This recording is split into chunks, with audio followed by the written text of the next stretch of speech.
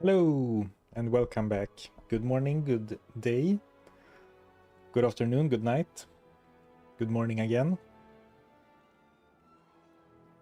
We are back with what I dub the luckiest warlock ever. The rules.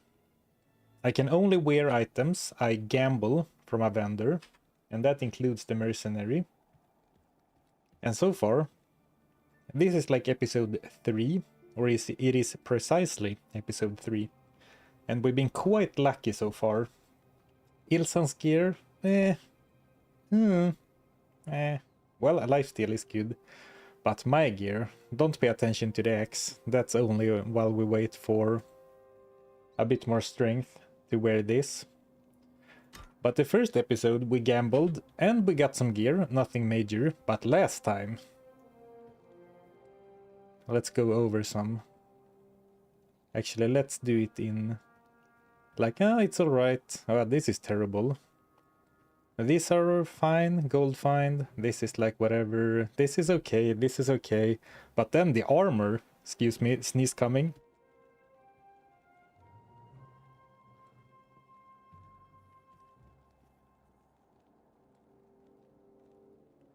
A perfect dramatic intro ruined by a sneeze. But look at this. Dual res socketed armor with 24 hit recovery and a socket. I socketed it with an orc, so it had 28 cold and 15 fire on its own.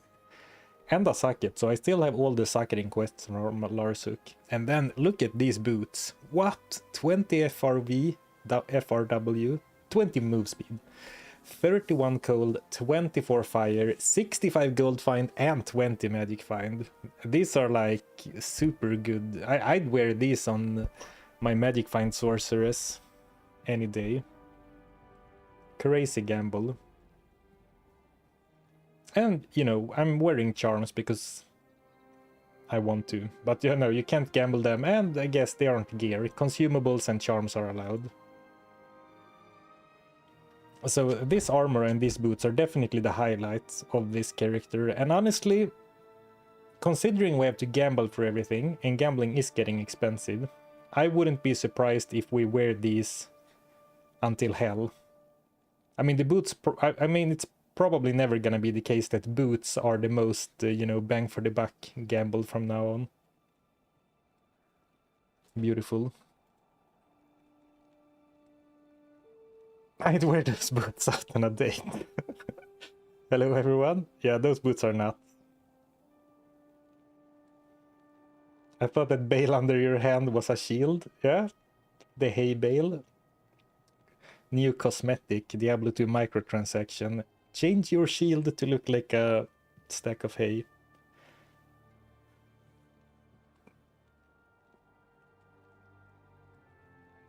Alright, welcome everyone. Let's get to some monster slaying. And we have to use this, I believe, for like 1.3 bars of experience. Let's see, 68 required. Yeah, so I'm only missing one level.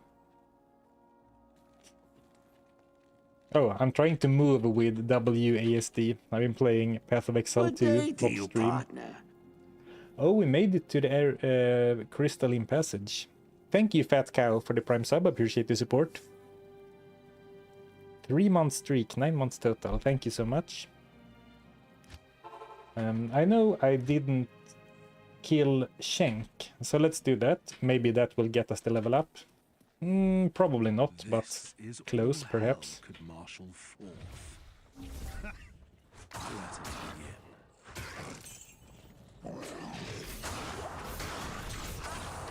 I'm trying to remember what player setting were we going in.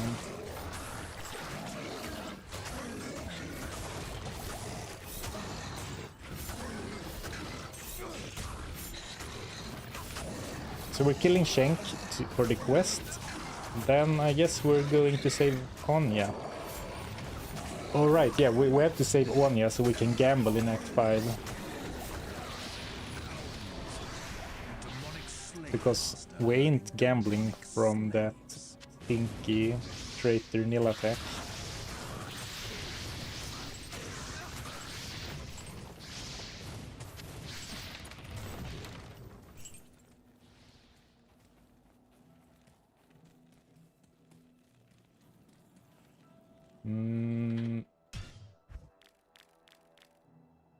Oh, we're on players 1.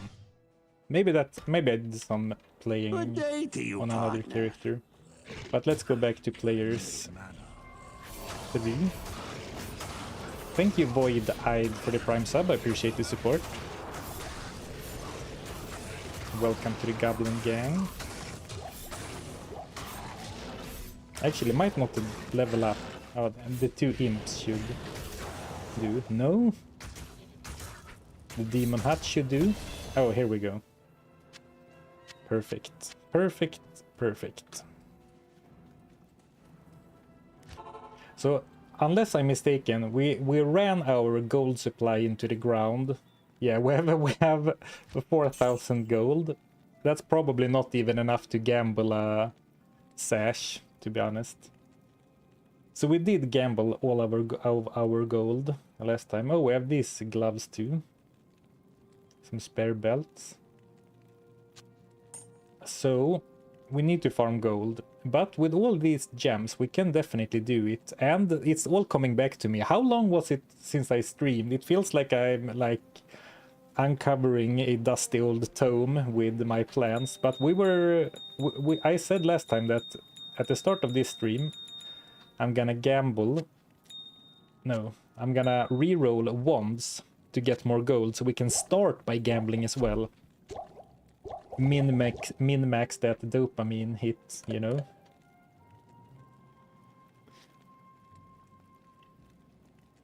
Yes, unfortunately, no gambling books, or daggers for that matter, but you can't gamble books, and nowadays, after the latest update, you can't one-hand a two-hander and a shield with a warlock anymore.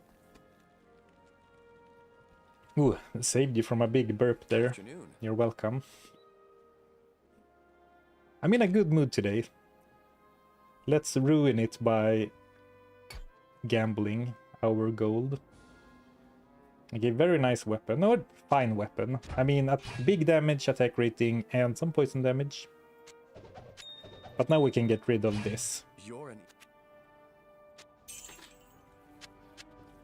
Oh, I just realized. Why didn't you tell me before? Good afternoon. I can't buy wands. Oh no, actually. Sorry, it's all over the place. Of course I can buy wands, I can just not wear them. I can buy stuff as long as I don't equip them, right? I can only use, i.e. wear, gambled stuff. Okay, no problem.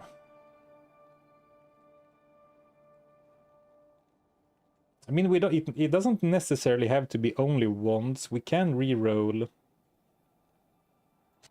something like a Chris dagger. Thank you for the super chat, Jester Babbity. That don't do anything good until I get coffee. Well, if you hurry up, you might be back before I finish re-rolling. So the goal is to use 3 chipped gems. Because a chipped gem sells for 250 gold, and I bought this for like let's say 1.250 for even numbers. So I invested 2,000 gold, but hopefully +1 to curses.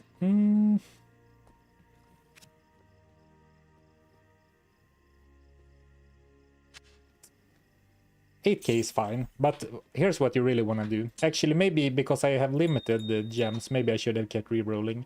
So basically, you spend 2,000 gold and re-roll. Oh, and this one is gonna sell for max for sure. And then you get something with +2 skills, and then it sells for 25k. So it's like gambling, but you can't lose.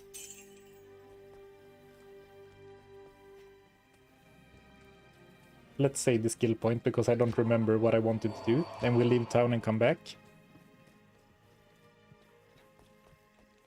So this way, I hope we should be able to get 100 or 200k, which should mean a lot of extra gambling right off the bat.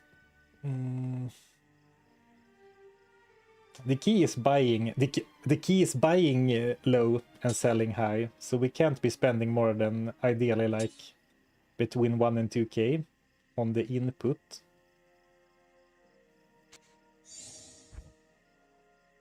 So like if you buy a staff for 70k, you need to go back to stock trading school.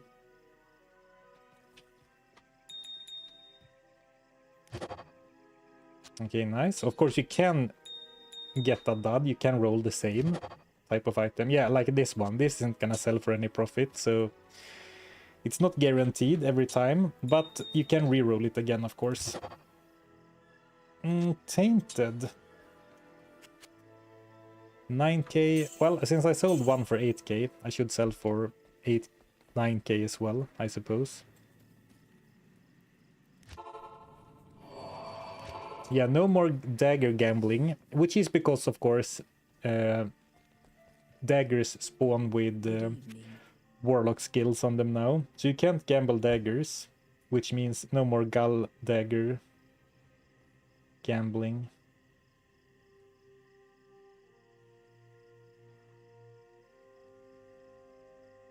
It's so expensive though, 300k. Oof.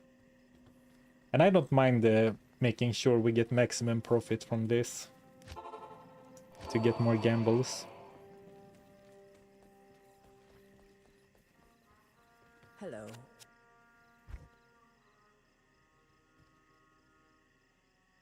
People always tell me I should do it with wands, but I don't think it actually matters that much. Are wands more likely to roll caster stats, or what's the deal?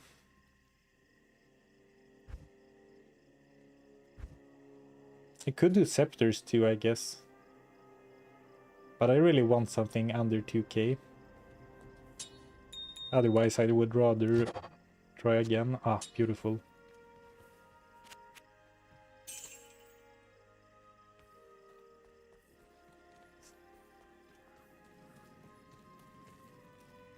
Hello, hello, everyone joining. Hello, hello, welcome, welcome. Good to see you. Hope you're all having a nice day, by the way, a nice week.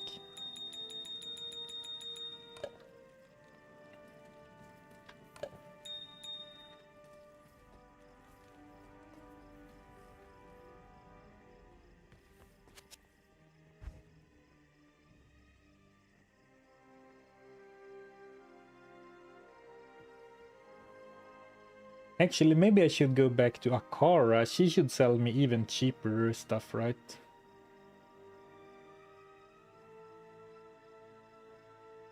At least her items should roll with worse stats on average. But it's not gonna matter once I buy them.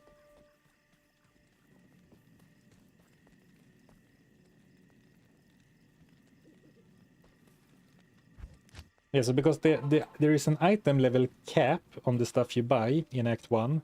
So the... Yeah, exactly, it will be lower tier skills.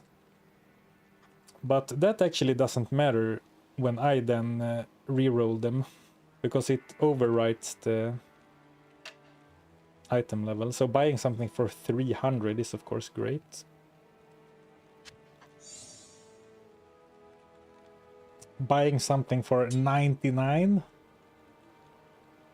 Buying something for 600. But now, of course, then we need to go back to Act 5, because in Act 1 it only sells for 5k.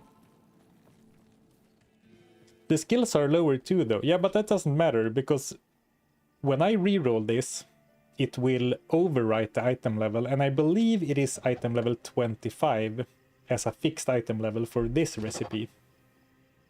So you see, I got a tract, which is a level 18, I want to say.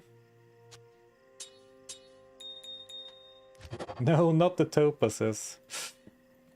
Yeah, sorry, everything for profit. Oh, so Blood Oath. Oh, I thought about Blood Boil, but yeah, Blood Oath is a pretty low level skill.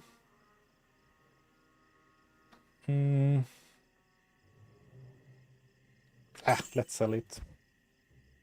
I was contemplating that at 2k or like 6k, maybe it's like the expected value of using a 3-chipped gem reroll is higher than 19k or whatever. Do you plan on gambling again? Yes, of course. That's the main thing we're trying to do here. But I haven't decided. Oh, I need to leave town in this act as well. Oh, that's true. That's right. I don't know what we should go for next. We could actually go for more circlets. I don't think that is necessarily the correct min-max thing to do, but it is exciting, of course. Good day. Local loot goblin crashes the caster economy. More news at 11. I'm buying this for 250. Which one? This one for 250. And then laundering it and selling it back for 25k. Feels illegal. Are we high enough level to get for meaningful upgrades? Do you mean for circlets? I think so, because circlets have such a high quality level that I think we should be able to get like +1, maybe not +1 warlock skills yet, but like +1 eldritch skills. I mean, this is pretty good. Life and fire res. But what else do we go for? Like rings. The rings are... This ring isn't great. The amulet isn't great, but...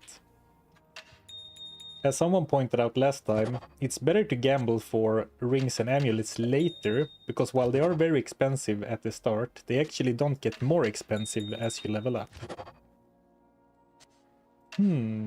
Skeletal mage, I don't think that's gonna sell for much. 9k, alright, fine, fine.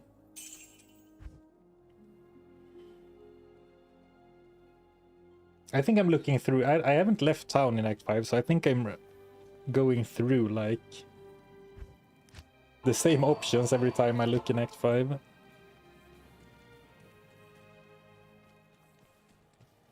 Oh, forgot to check the knives. Huh. Isn't that kind of weird? I teleported from Act 5 to the Cold Plains and then to Rogue Encampment, but that did actually not reset Akara's inventory. No, changing acts doesn't count as leaving town, but it surprises me that going from Act 5 to Cold Plains and then to town, I'm very surprised that that didn't reset. I would have thought it would have reset that for sure. Dagger, dagger, dagger, dagger. Dirk. Daga. Dirk.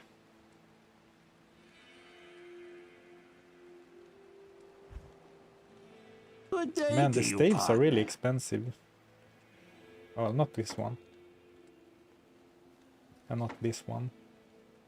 Oh, I don't have enough gems. I overspent on supplies. Thank you, Rislas, for 7 months of subbing. 7 months and many more to come. Thank you. Thank you so much for your long-term support. If vendors only refresh on town exit, will Mela run out of cash? She should, right? But apparently her coffers are infinitely deep. How may I be of help? Okay. Actually, I think I'll do these first. Ooh. Okay, so I'm actually... Okay, I overspent on... But they were cheap. I think we're going for the wand. Oh, this should be gold cap, so we're ending with a nice 25. So we did get to 200k, which I said I was hoping for. Or did I say 300k? I only have flawed and normal and flawless, and you can only do this with chipped gems. You can reroll sacred items with normal gems, but I only have 2, and I'm saving the diamonds for a shield later. But 226,000. Okay, let's start by some gambling and then save Anya. Good day. Okay, weapon. We just gambled this, and while it's not amazing, it's fine. The gloves we do want to use because of the gold find. The ring is definitely a contender. The belt, we've gambled a lot of belts last time, and while I'm not super happy with this, I think we're gonna do something else. This ring isn't great, but it's fine. 88 attack rating after all the bonuses is alright. The amulet is definitely a contender. And then the circlet. I think the mature grown-up decision would be to do an amulet and a ring. But I think it would be more fun to do some circlet gambling. And you know, the ceiling, I mean, gambling circlets are so expensive, but it's not actually more expensive than rings and amulets, actually. Never mind. So I think we're going for circlets, and it's more exciting, right? I like the gems more than the money. But Gheed doesn't accept gems, sadly. So how much do circlets go for these days? 34, so it's like 6 it should be like 6, 7, not, it should be like 7 or maybe 8, maybe even more, depending on how much we can sell them back for.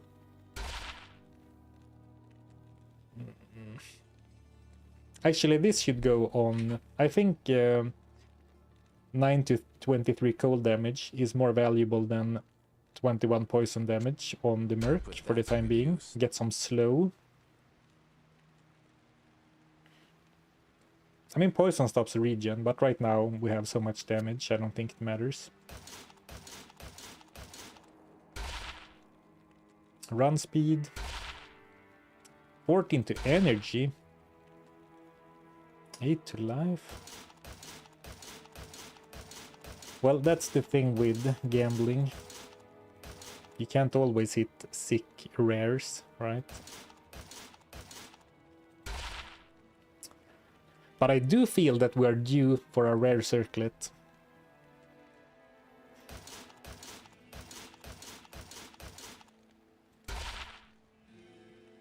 Well, you can get the skill tree plus 2 skill trees.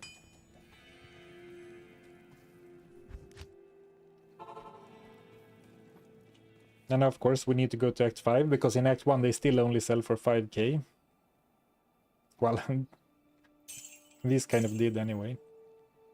I guess that's the upside with the circlets. Even though they are expensive, they do also sell for a lot. That is a nice bit of extra damage. I mean, I guess a lot of our damage comes from this spell, but like... What's that? Like 14? What? I meant to say like 30 average fire damage. 32? 31? That's all your fire res. It is, but remember I have the Grand Charm with like 20 fire res in the stash.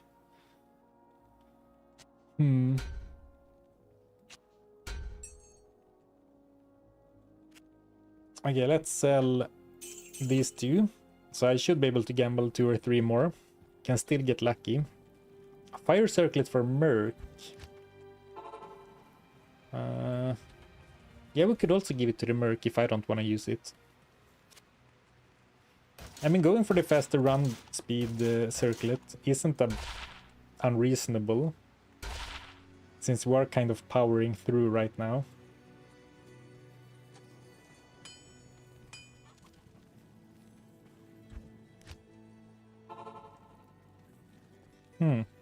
At your service. It's not flashy though, that's the problem. I think you have a good point. I think, like, right now I would have loved the move speed. You zoom through Act 5. But how, and that's not exciting, is it? Run speed. Ooh, 21% enhanced damage. Another stat that you don't really find on other helms than circlets. That's pretty cool. Let's see if how that compares to the fire one.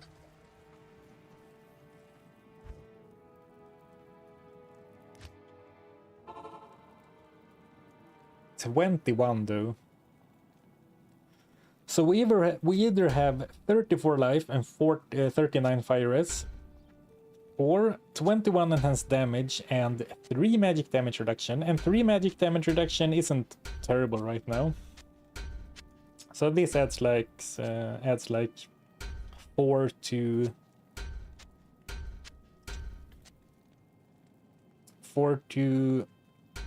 16 damage. And this adds like 16 to 48, or exactly 16 to 48. I think we're gonna do it like this. Damage circlet on. Ruby circlet of Mammoth in the stash, and then we bring out the Garnet Grand Charm again. And this one will sell after it spent some time in the stash. And nice to get rid of all the chipped gems, by the way, so I can really use the stash space. Like spread out my items so they can breathe a little bit. Alright, not the crazy gambling luck we had last time, but we ended up using it anyway. I mean, with higher damage numbers, this would be better, but also 21 ED, like off-weapon ED on your gear, gets is like additive with damage bonuses from your skills, right? So it's only going for, it's like putting this on is like basically the same as upgrading the damage modifier of cleave to 181. So it's not, you know, that great. Unless it's like fortitude, which adds like 300. But some like 30 flat fire damage is fine right now. Maybe it will be great as we go into the ice caves.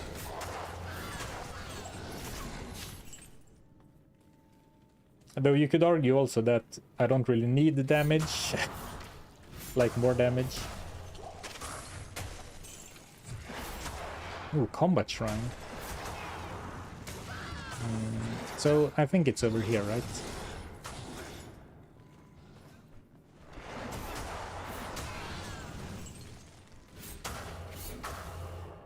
$215 gold. Starting to build towards that next circlet gamble. Speaking of circlets. Even a non-magic circlet should sell for a few thousand.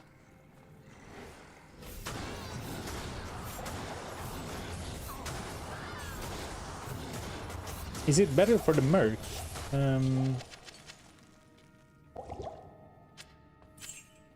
Potentially. Because the mercenary only has like 6 ED from his jab skill. It could be good for the merc, but I don't mind having some cold damage on the merc for crowd control. I don't really expect Ilsen to do too much.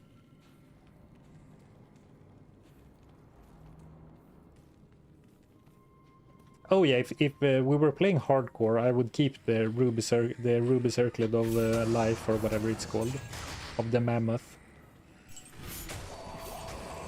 Ruby circlet of the elephant, of the bear. I actually don't know what like 30-ish life is. Wolf is the lowest one, I think, so it's not that.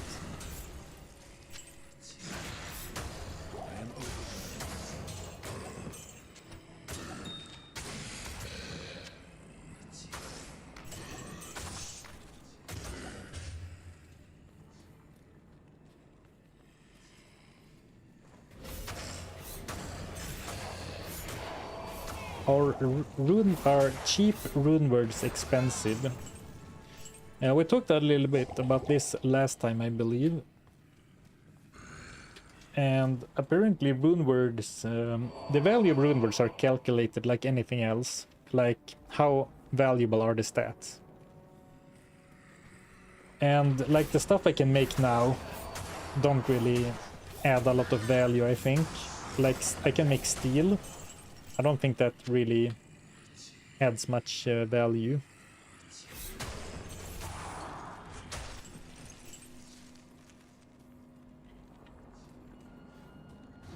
Not enough land.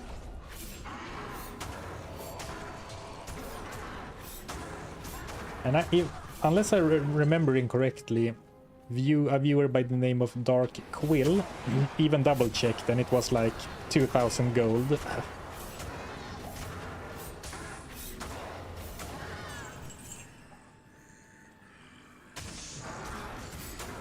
Cleave with a long-range weapon is nice. Yeah, it kind of feels like I'm playing well, in some way, in one way I am, right?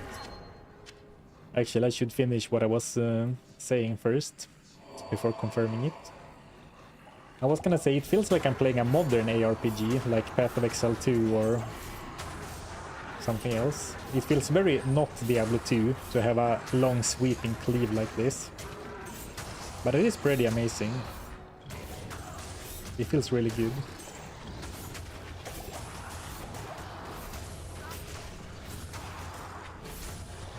And yeah, especially with a long-range weapon, which is a bit sad, because I'm pretty sure that at some point, probably some point in Nightmare, we're gonna have to switch to a one-hand plus shield combo instead of what we're currently doing.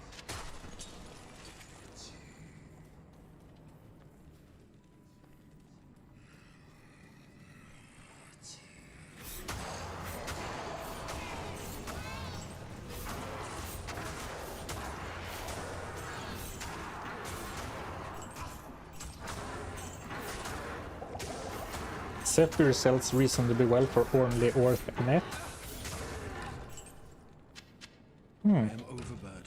Well, what if this is a 2-socketed bow? Oh, 3 sockets. I don't have the Orth anyway. I have very few runes, and I definitely don't think it's worthwhile, like a good money-making method to farm runes just to sell the rune words. Because remember, the runes themselves sell for a few thousand as well, right? Maybe not a few thousand if we're talking like orcs, but... Thank you, Nemo, for 8 months. Thank you for the Prime sub, I appreciate the support. All this gold was getting heavy. Good thing we can gamble it away. I mean, carrying 12,000 gold around in your pockets, it's gotta make a difference, right?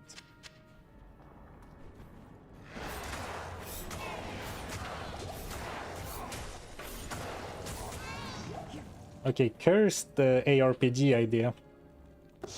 A game where you can carry as much loot as you want, but every pound of loot in your inventory makes you slower and like lowers your dexterity or whatever, so you're less nimble.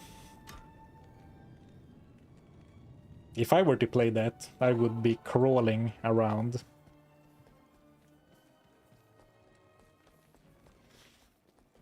Yeah, in the latest patch, they removed the ability to use a two-hander with a shield. You can still use two-handers with a Warlock book, but not with any shield anymore.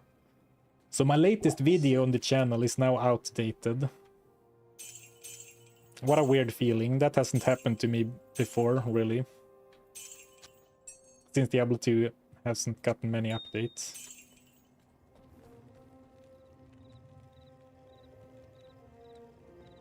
No, and shittification.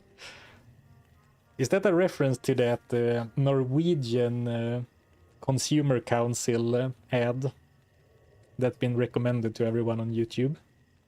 That was part of Baldur's Gate. What?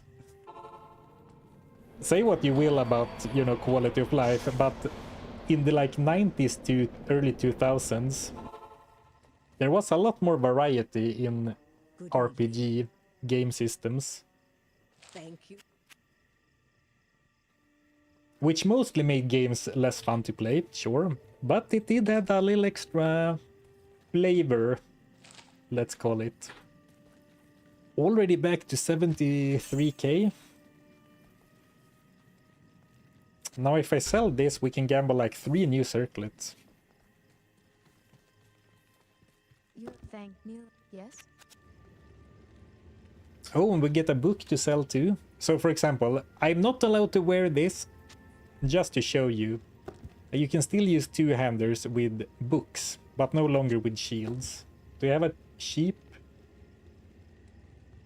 I would show you that you can't wear a shield, but I'm not willing to spend 4k for a demonstration for my audience. I'm too cheap for that. Okay, let's see. Gamble. Since we did Circlet, I think even though it's... I subscribe to the idea of saving jewelry gambling for later, because relatively, like relative to other items, they will be cheaper. But also, we're still using 2 min damage on a ring. Let's try to get at least, you know, some attack rating or some resistances. 1 mana after each kill. I actually prefer that, because I am kind of running out of mana. So I don't hate that. I don't love it, but I don't hate it.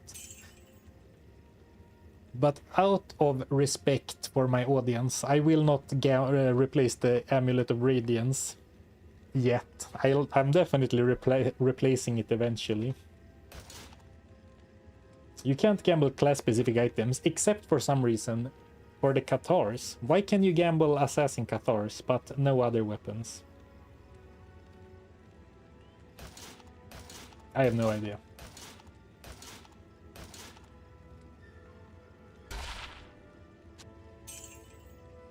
Okay, one more.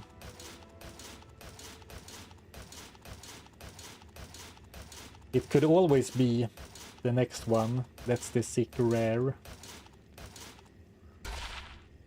Ah, never lucky. Well, pretty lucky. Luckiest gambler ever. So far, not applicable to this stream. Mostly a reference to last time. So should we farm Eldritch for golden experience? I guess Eldritch and Pindle. Or should we progress? I don't mind doing a bit of level grinding, because I noticed that my chance to hit, despite having blessed aim, my chance to hit isn't amazing. So getting a few more levels to help with the chance to hit, and as a happy byproduct, we do get more gold. So let's give that a try.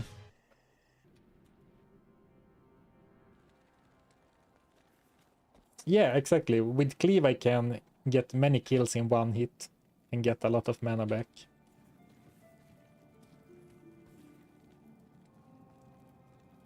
So let's try one player's 3 run. I'm trying to think of how it works. I believe that super unique monsters like Eldritch, they don't have their like item drops improved by higher player setting, but they do give more experience and their minions will drop more loot, right? So it is still valuable to do players 8 Eldritch runs. Not as great as if you were doing random monsters. Hello. Go to Nightmare. I haven't... Well, then I need to beat the rest of normal first. And the... Sorry, and in Nightmare the cap only goes up by 5k. Well, I shouldn't say only. That's a meaningful amount, right? For max sell value items. So now it's 25k. In Nightmare it will be 30k. This is a dismal place to abscond to. Yes, you're right, I misspoke. You don't get higher quality items, you get more item drops at higher player settings. But not from the super uniques themselves. For some reason.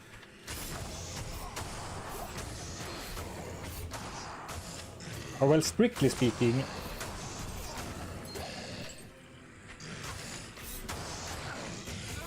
No, it's fine to say it like that. You get more items on average.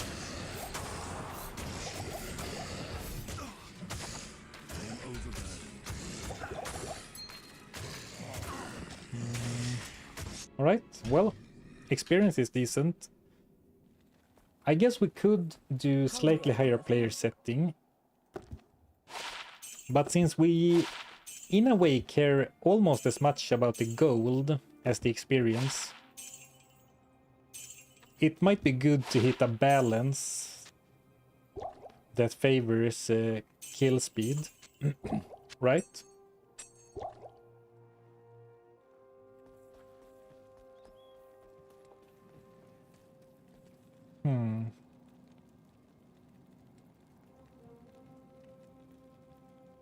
Let's do one level in attack index and see what it does for the attack rating.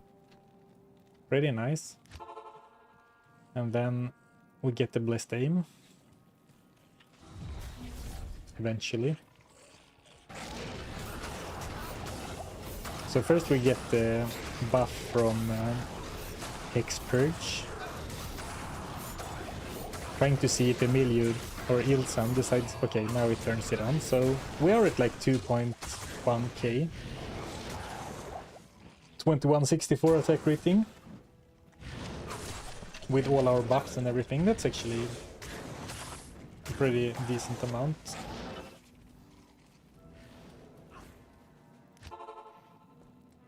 Hey Sarfen, just rewatched your From Scratch to Enigma video. Fond memories of trauma. Good morning. It's so funny that I did that video.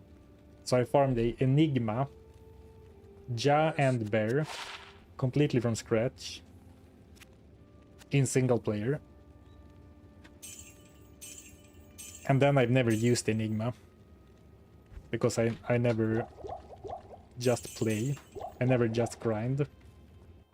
But good video though, the video has done really well, so worthwhile still from that perspective. But I don't think I will be doing that grind again. Never say never, but...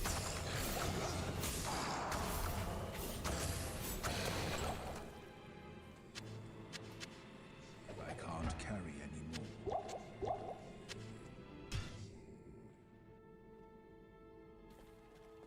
Good afternoon. Good day. I should figure out what route to go. Can I help you? Like, you guys always complain, or not complain, but you request that I should identify at Kane. And this time I kind of agree, because, you know, scrolls are gold. But because he stands in such an awkward spot in single player, I don't know what the perfect, like, route is.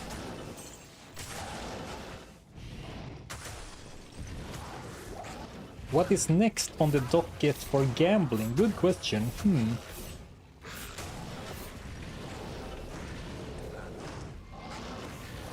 I don't know. Yeah, so online, Deckard Cain actually stands over here somewhere, right? Which is a much more convenient spot. Good to see But you. it's fine. Can I help you? 10k for a Sork Orb, that's pretty nice. This is a dismal place to abscond to. Actually, one scroll is like 80 gold. So if I calculate the time I spend speaking to Kane, maybe it's not actually that valuable. Yeah, so I think the things I would like to upgrade are jewelry. And then maybe try for the belt again, because I can feel that there's more potential there. Like dual res, hit recovery, some attack rating maybe. Or maybe we should start saving up for the eventual transition to one-hander plus shield. Because then we'll need to gamble for a serviceable shield and a serviceable one-hander. Yeah. Does Nightmare provide higher item tiers? Yes, but not for gambling. When you gamble, it doesn't matter which This is a dismal act you're place to gambling in or what abscond to. difficulty you gamble in. Gambling is always fair.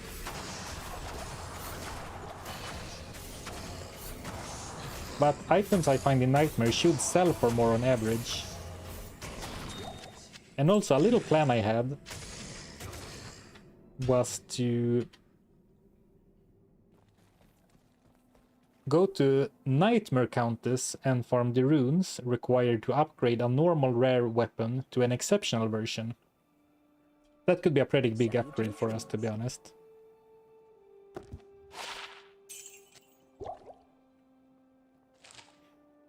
Well, it seems I decided to ignore Deckard Cain.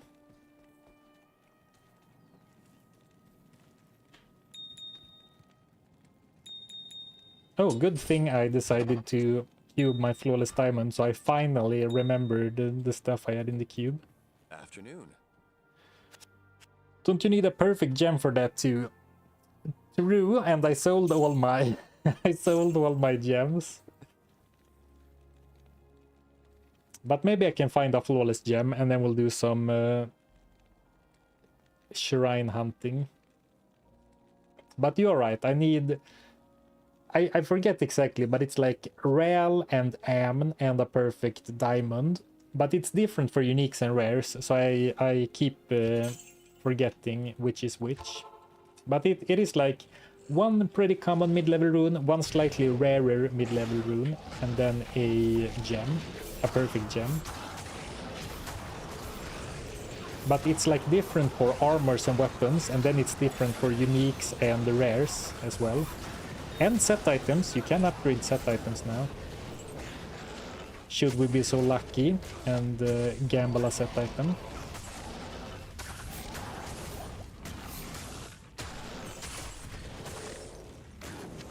Oh, Orc Rune. I'll take that.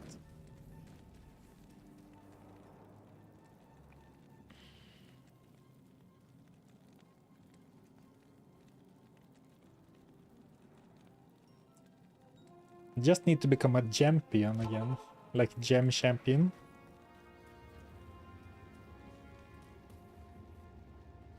Can you take 3 gambled rings and turn them into an amulet and use that? Well, no. The way I said it is that if the item... If I can modify stuff in the cube or by quest rewards as long as the item stays the same, like the name and the majority of the stats.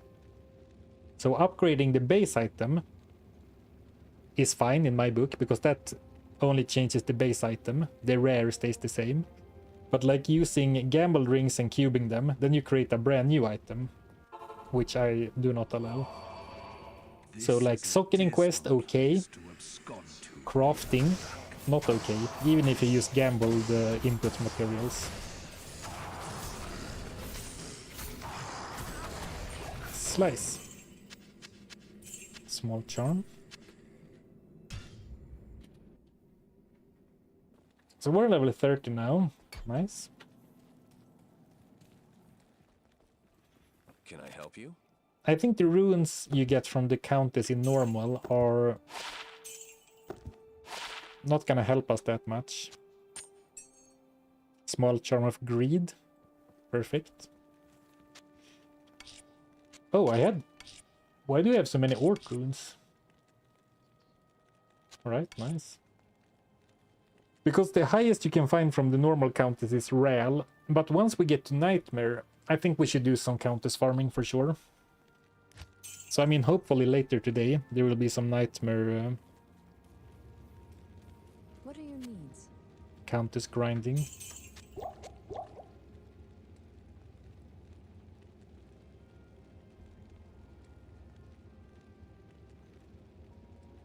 Hello, Carfen. Hope you're doing well. I'd wonder when your Sork or Rogue plans to visit the cathedral below Tristram. Well, my Rogue already visited the cathedral under Tristram, right? In Diablo 1. But I do have the itch to go back to Diablo 1 to try another character, but I'm not sure when. Like, I guess it's good to start mentioning that on every stream, but like I'm gonna take a pretty long stream break over the summer, starting in a few weeks. So I think I'm gonna have time to finish this one, hopefully. And then I'll be on a bit of a longer break, and I haven't planned post-summer content yet. You are closer to Nightmare Countess anyway. Yeah, in a way, but it's a quick trip. I don't even have a waypoint. We didn't go to the Countess at all. I think I forgot Eldritch. Yeah, I did. I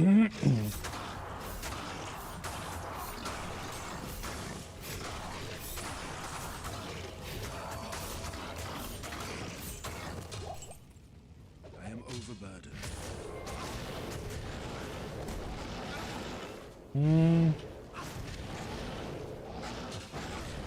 The thing is with Cathars is that until exceptional, and only a few of the exceptional ones can spawn with assassin skills, so it's very unlikely to get a expensive Cathar. Oh, this is 25k, even though it's ethereal. Oh, +3 to Apocalypse, that explains it. And 2 to Engorge. And Enhanced Entropy is also a high-level skill.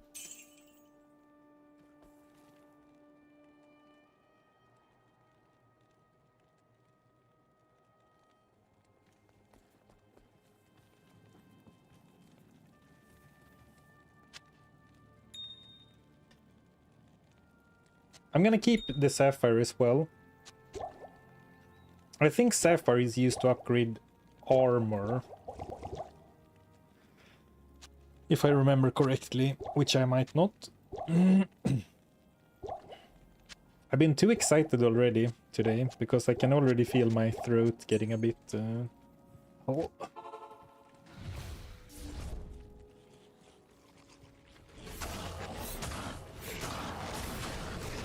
So should we set the experience or money limit for when we move on? I mean, already the extra levels have helped. I'm now at 90% after the buffs.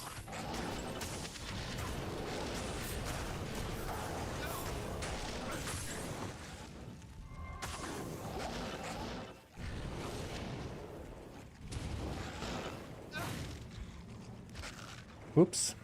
Did not mean to go to Act 2. Eldritch Warlock killing Eldritch. Good morning. Poetic in a way. Well, now you're really trying to fill up my inventory, game. I have 3 8% small charms of greed and now a grand charm of greed. But you know, it's hard to argue. 174% extra gold find. And once we start, you know, cleaving monsters in Nightmare, I bet you that's gonna add up to a lot of gold. This is a dismal place to abscond to.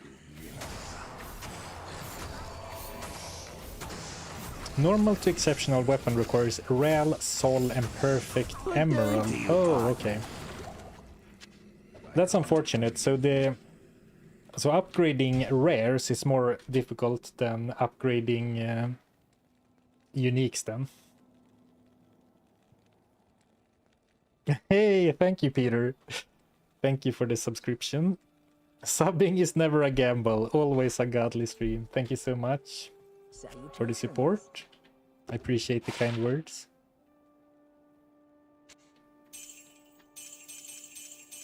I'm even selling potions at this rate to fuel our business ventures. Oh, you can really feel when you don't have the speed buff from Hex Purge.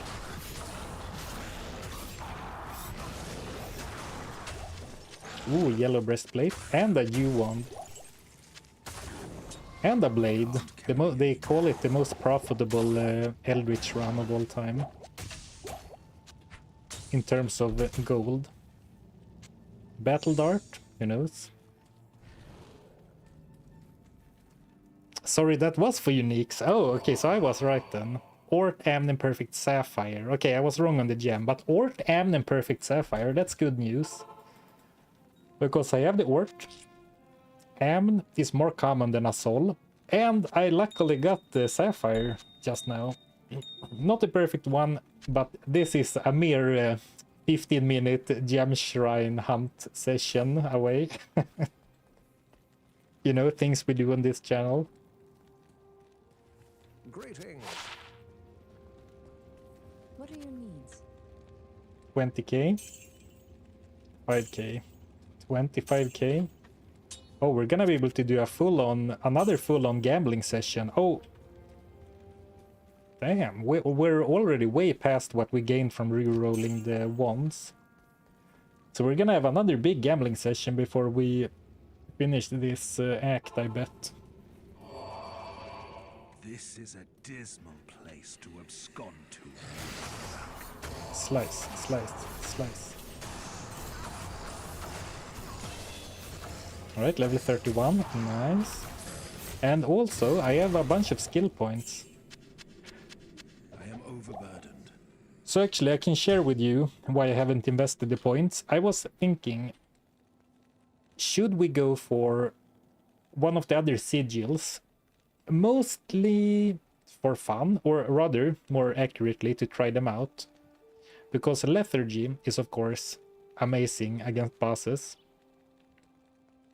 And this one feels like crowd control.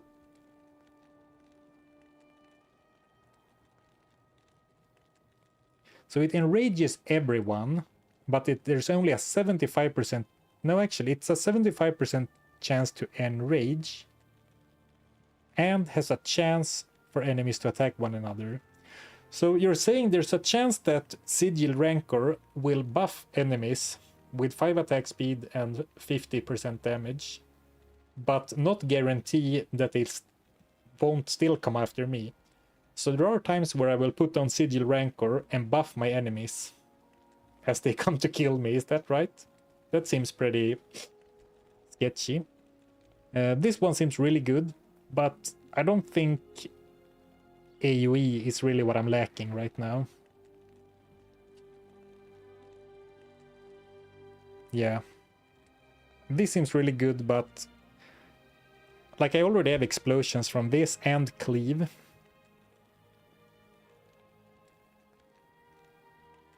Oh, right, I have Eldritch Blast. Sigil Death is good. Well, I don't doubt it, but do we need something like that right now?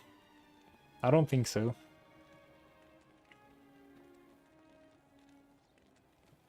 That seems pretty awesome and gambly. You're right that it seems like gambly.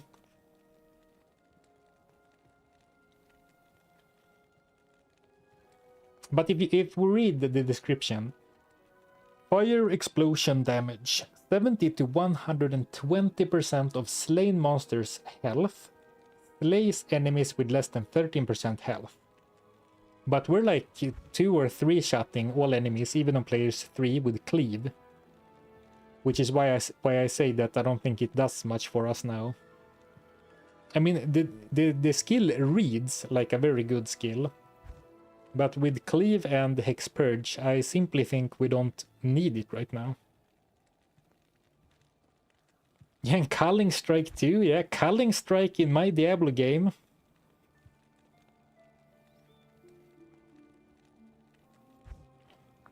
PoE, the Path of Exile copied Diablo 2, and then like 20 years later, or 15 years later, Diablo copies Path of Exile right back. I would be surprised if the Cull works on bosses. I assume it works only on normal enemies, but I don't know. But that's my assumption.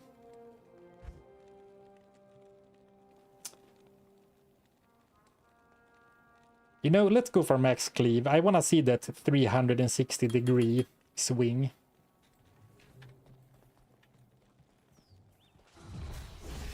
Hello. I can't do that here.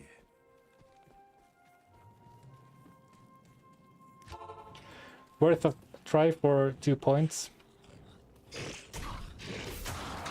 I think I'm too strong to worry about culling enemies at 13% health, to be honest.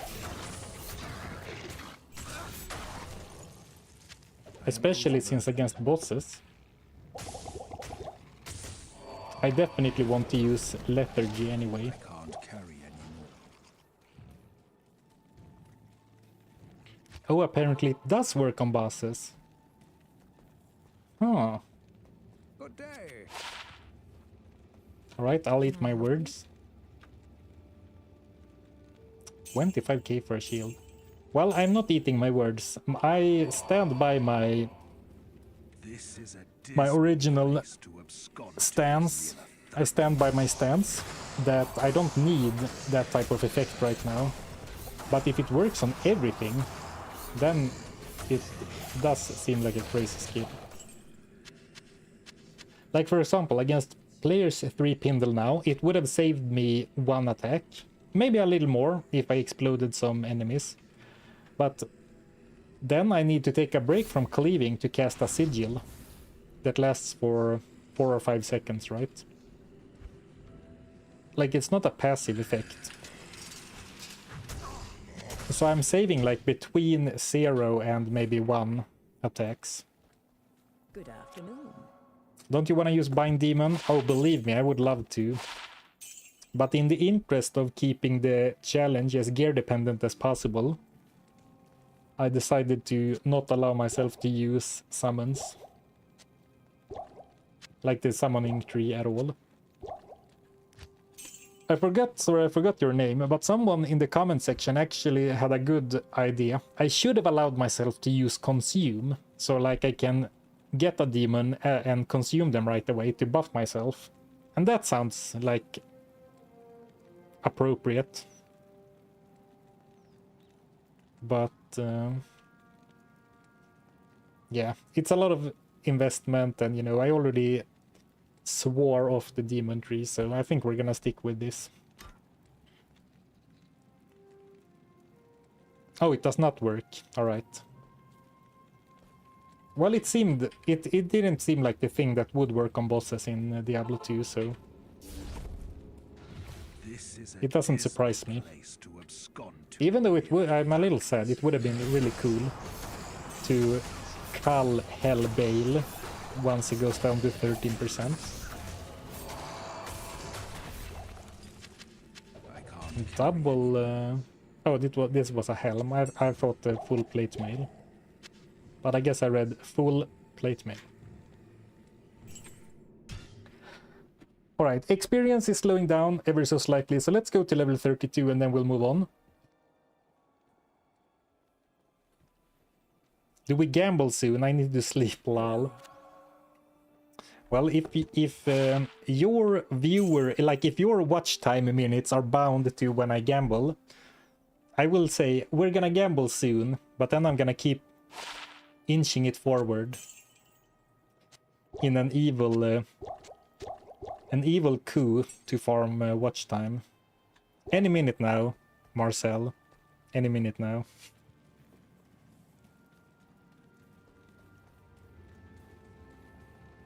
Yeah, so I think hell is gonna be hell without demons, or at least consume. Possibly. And I think consume feels very like it fits the theme of the run without, you know, making the character less gear dependent. Well, in a way it does because it provides a passive buff, but I would be down to allow consume, but I don't think I'm gonna bother with it right now.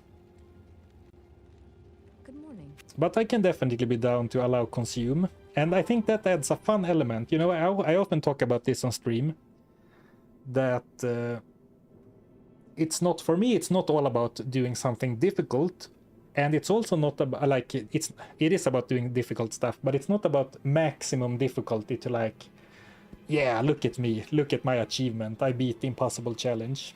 Even though we've done that sometimes, and that's been fun, you know, we've done some challenges that, you know, has never been done before, and that's fun in its own right. But not every challenge needs to be like that.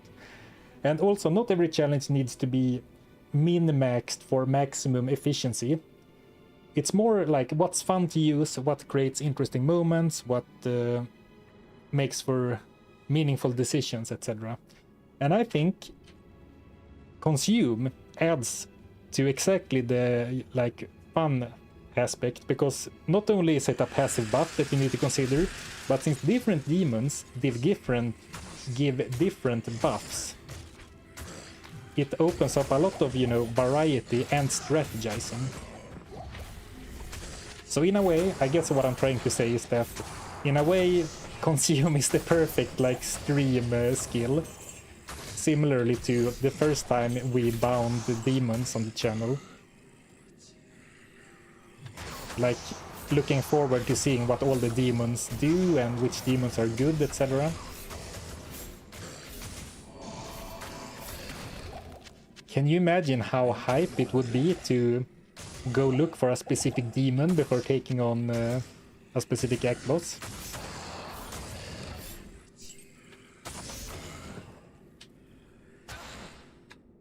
And here I thought challenges were about maximum pain. Well, to an extent. Good afternoon. To an extent.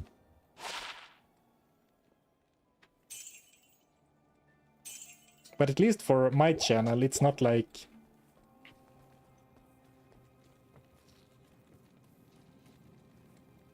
I don't know. Let's move on. The gold, though. The gold.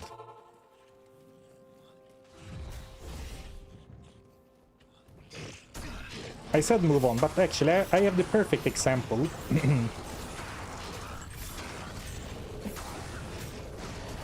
So, if you do gambling only, the hardest version of that is undoubtedly doing it with a barbarian, because he is the most gear dependent, right? Most of his skills only amplify the weapon damage, so that would have been the hardest. But it would also have been very tedious. But even then we pick the Warlock, and then, you know, well, I could use Flame Wall and trivialize the challenge.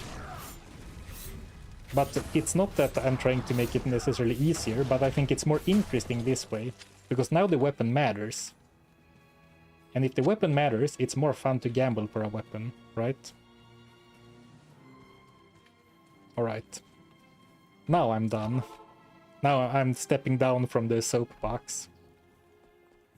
At your service. For now.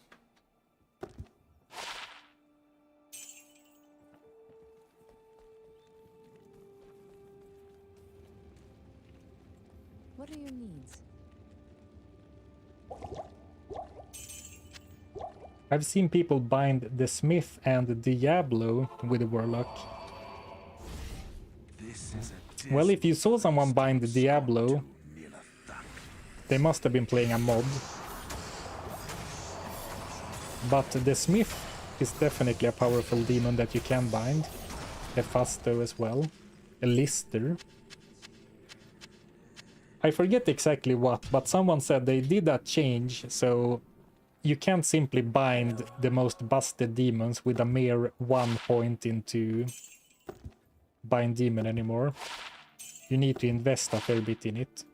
Which is a good idea, even though it's a little bit sad.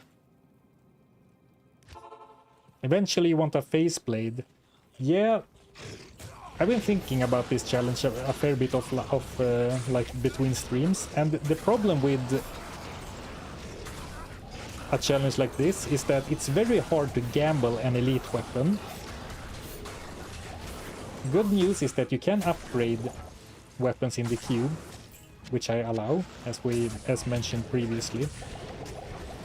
But then the next problem is that while it's not terribly difficult to upgrade a rare weapon from normal to exceptional, to upgrade it to elite you need like a Pal rune or something, which either requires you to get very lucky or do a lot of grinding.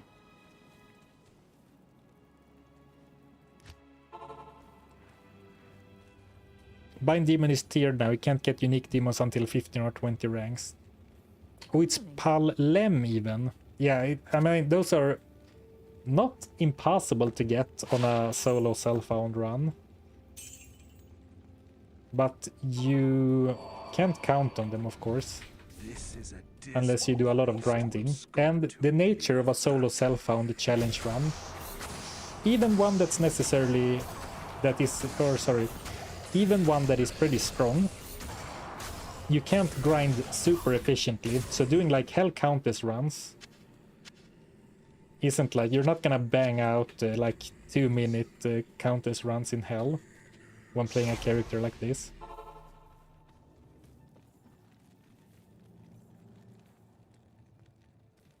So sometimes I get questions on videos, like comments like, why didn't you upgrade that to elite? It would have been so good. And like, yeah, I agree, but like I like the highest rune I saw was I don't know, Fall rune. and it took like 15 minutes to kill the countess one time.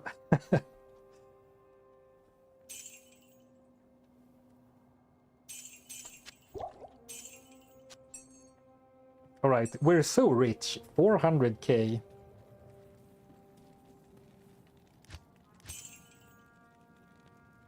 Yeah, you can definitely get lucky though. I mean, you have the Hellforge, which can give you one of those runes. And then sometimes you randomly get a good rune from just killing stuff. But the fact that you need Pal and Lem on the same run makes it kind of tough. I'm actually working on another rune. Run. I read rune in chat. I'm working on another run where also I'm using a decent, rare, exceptional weapon. And it would be so great to upgrade it to elite. But it's simply not feasible. And that character is absolute awful at like grinding efficiently. Okay, I've been yapping so much that my mouth is already tired. What should we gamble for? Could you take over the commentary for a bit? Could you, while I sip some Pepsi, could you tell me what to do? We are ready to go. Basically, we're ready to finish normal. No problem. We have 436,866 gold. And this is our gear. I'm gonna give you a few ideas. I can't stop talking, apparently. One-hander plus shield to feel really safe in Nightmare. Belt. Amulet, ring. Or try to get even luckier with the circlet. And remember, these gloves are gold find, not much else, but we do have these in the cube as well. For like actual stats.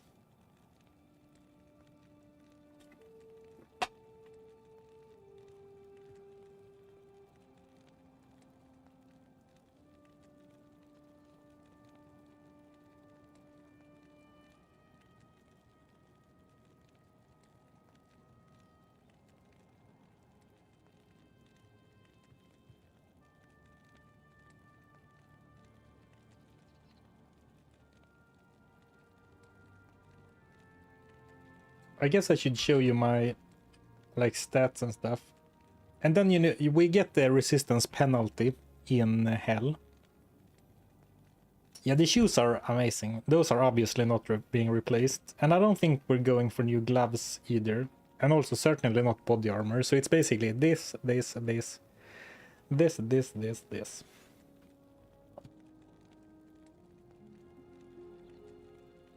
Gamble for war travelers. All in. Go big or go home. Alright. Super quick BRB.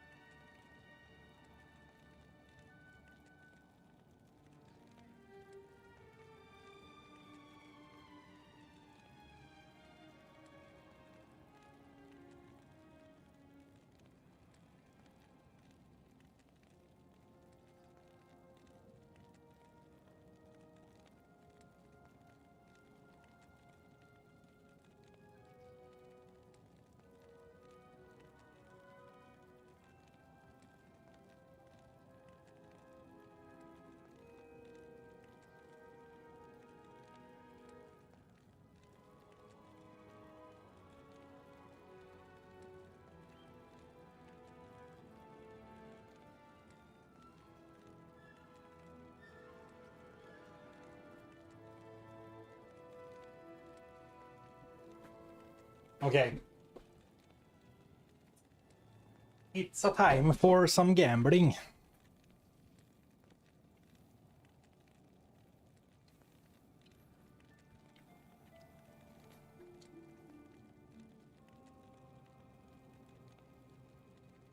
The amulet is trash, I agree. But my chat loves the light radius. But let's go for one amulet. I think we've memed enough with the amulet. So one amulet, circlets and rings. Next circlet will be a rare 100% guaranteed. Okay, Kaka, I will What are your needs? ban you for life if it's not rare. I'm just kidding, of course. Oh, but it was rare. You're safe. Thank you for the blessing, Kaka. Of course, I wouldn't have banned you either way. I was just kidding. Now, sadly, +1 to druid skills is the wrong character.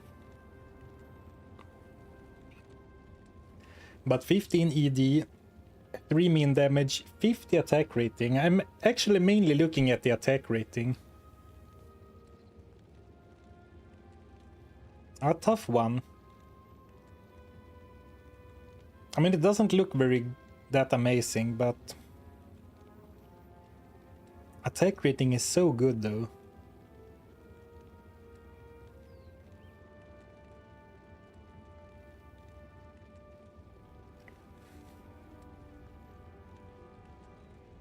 Okay, let's bin it for now. And then we said one amulet. What else did we say? Where's my money? I'll stash it under this barrel later. Yeah, I think the attack rating. I mean, resistances are gonna be important in Nightmare, but attack rating too, for sure. Oh, what?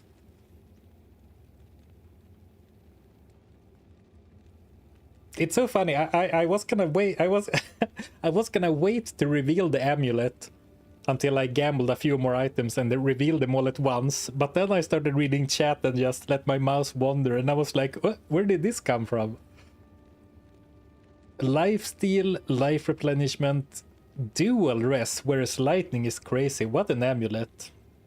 I mean, sorry chat, but I'm sure you understand that 3 light radius doesn't compare. Alright. I'm glad to see the stream title Luckiest Gambler come into fruition. No longer clickbait. It's a prophecy. The power of manifestation. Ah, that's a sick amulet. I mean, 2% lifesteal isn't gonna make us like self-sustaining, but the belt looks like this. So I think belts. We could go for another ring, but I don't mind. I don't hate man after each kill on the ring. So with the first circlet gamble and the first amulet being rares, I think we're going for a belt next. We could also go for more circlets, because that circlet wasn't... It's not terrible, but it's not great, right?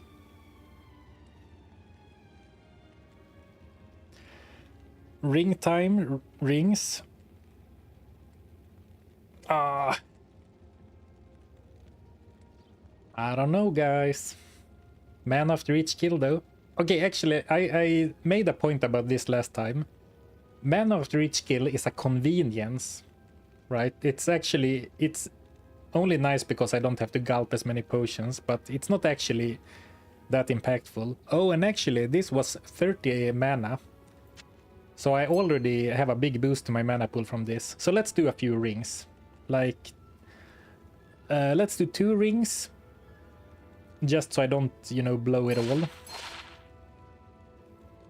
in one place. Lightning res.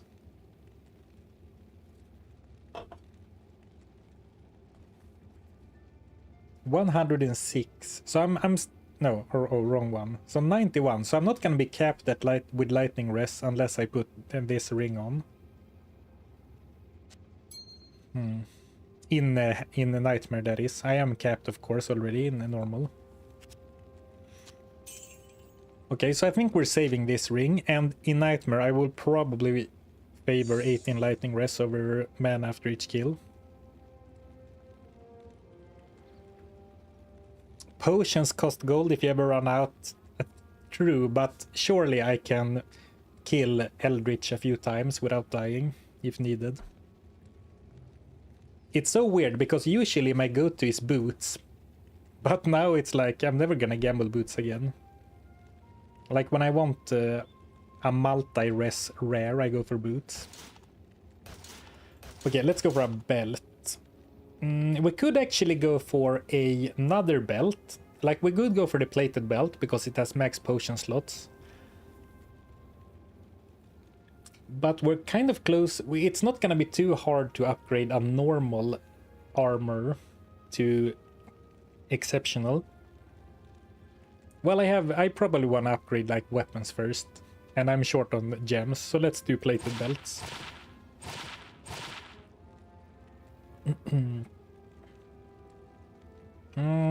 12 lightning, but not much else. I sold a gold find belt, but I think it's a little too late for belts with only gold find and nothing else. Okay, finally seeing some non-rares. It was starting to look suspicious there for a minute. I mean, 76 gold find. But yeah, I think we need some defensive stats on the belt.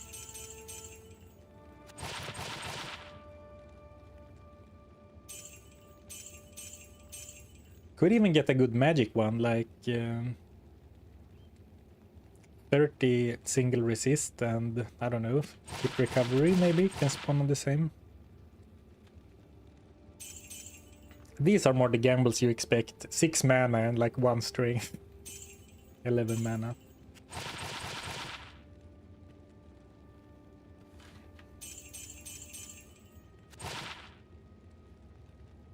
And we didn't get there.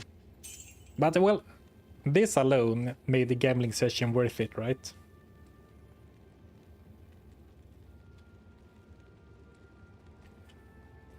So now we're gonna save probably for... Well, it depends, you know.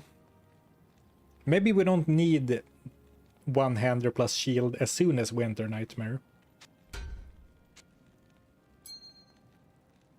Oh, we still have this too for a defensive option.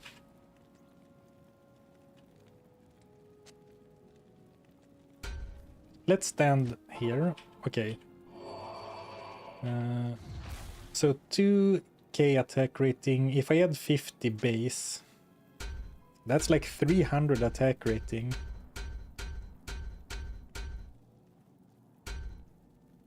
I lose a bit of damage, sure, but...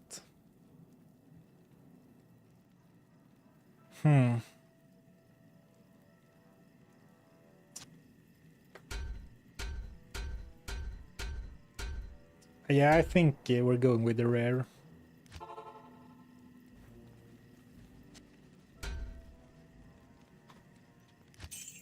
Well, it turns out you can burn 400k gold really quickly if you if you gamble like rings and circlets.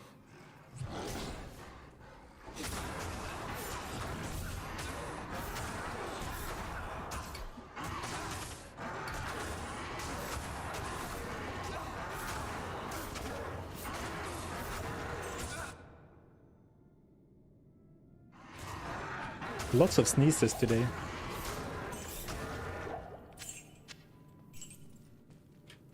Alright, let's speed run. Circlet to Merc. I still prefer him to deal some cold damage to slow monsters down rather than optimize his DPS.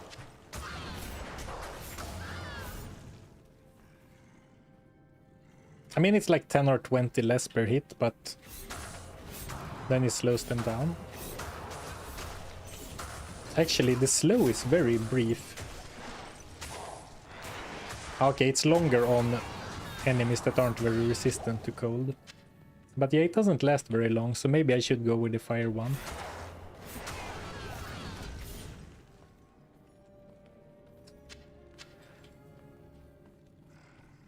Don't forget about edge for cheaper gambling. Well, I can't make edge, right? Or I can't, rather, I can't equip edge in any way. Sadly. I am overburdened. Because you can't gamble non-magic socketed items. Oh look, I'm almost 360 cleaving already. Pretty cool.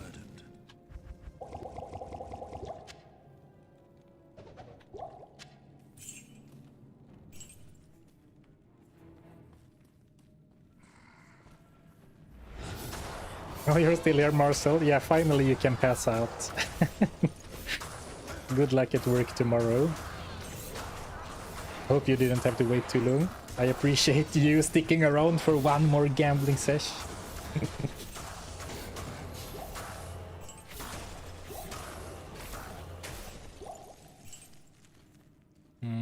I hope this is the exit. What if this is the entrance? Okay, it wasn't.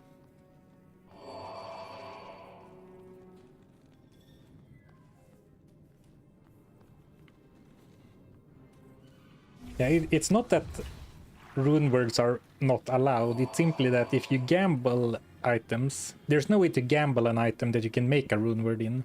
So rune words aren't allowed. Or they're not. They are allowed, but you can't make them, if that makes sense. Doesn't sound like it makes sense, but hopefully you get what I mean.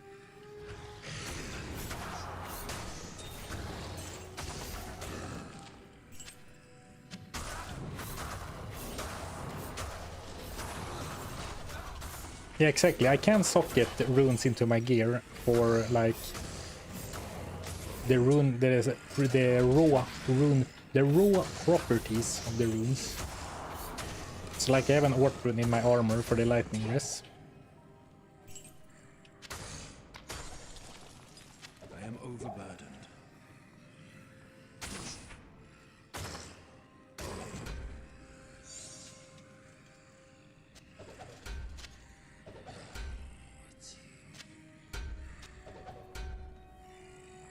Actually, let's identify. Ah, that could sell for a bit. Maybe if it wasn't ethereal, but this is gonna be sell for nothing.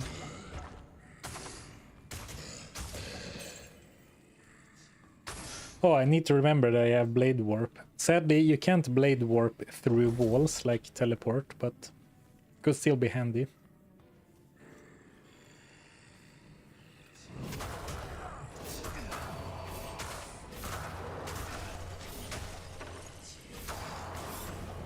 I can't carry anymore. 13 to life. I think it takes up too much inventory space, at least in softcore.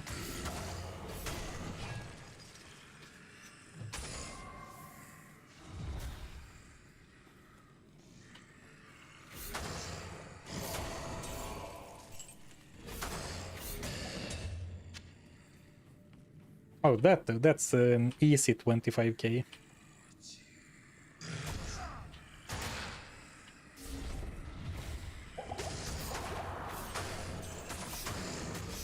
Okay, it is pretty cool to cleave behind you, even though I don't have the full 360 arc. I have 312, which is almost a full circle.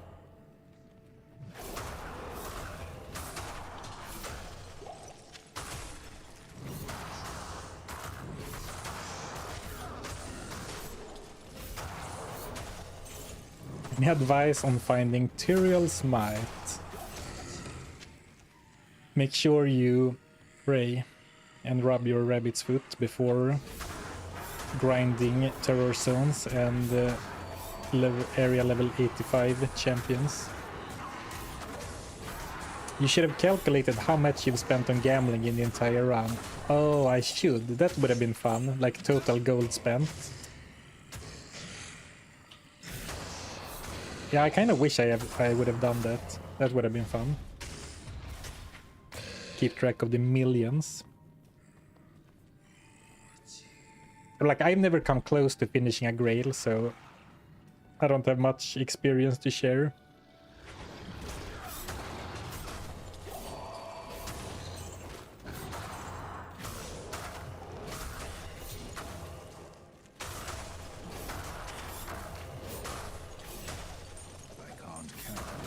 Finding lots of charms today. Ooh. Now we're getting to tough territory. Because 45 attack rating from a charm is definitely something I'm interested in. But like, how much of my inventory space am I willing to dedicate to charms? Oh, I mean, I do have the cube for loot, but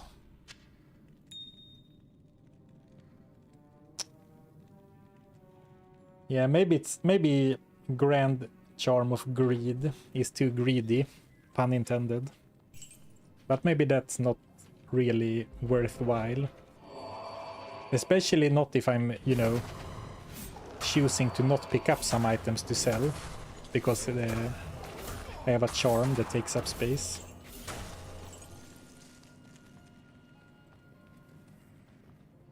The answer is, of course, all the inventory space. Yeah, but think about the loot we could sell to Mala.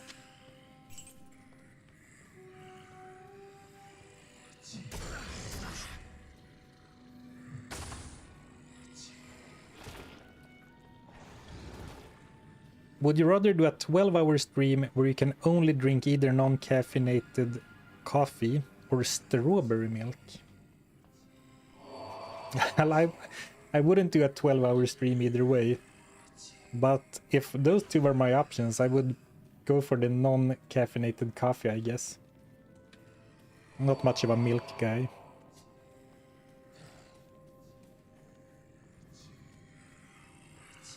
Let alone strawberry milk.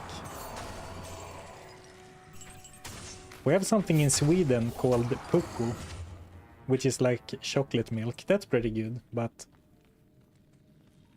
only? I don't think so.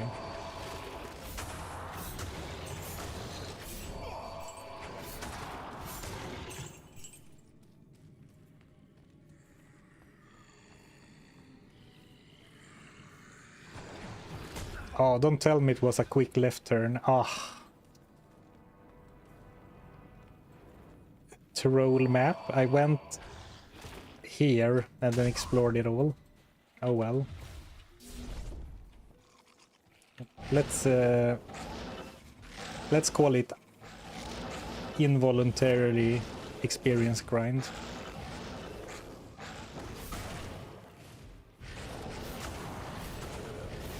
Pancakes or waffles?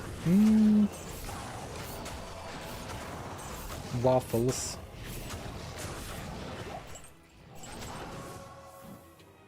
But like either of them only rarely.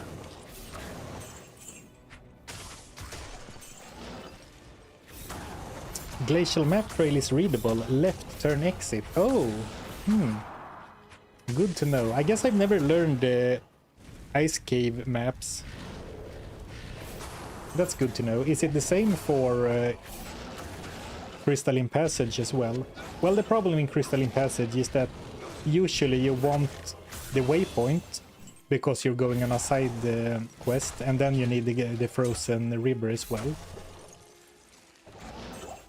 But like, is it the same in the Ancient's Way?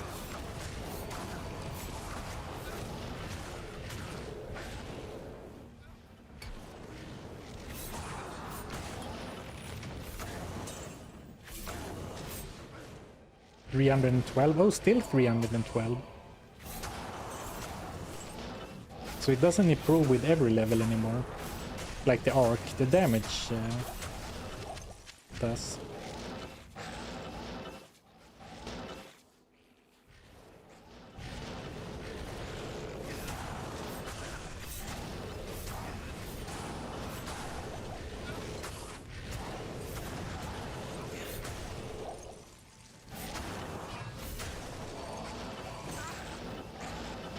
Actually, I need it. I was gonna say, let's just run for the next map, but of course, no need carrying this much gold find if I'm not gonna pick up the piles, right?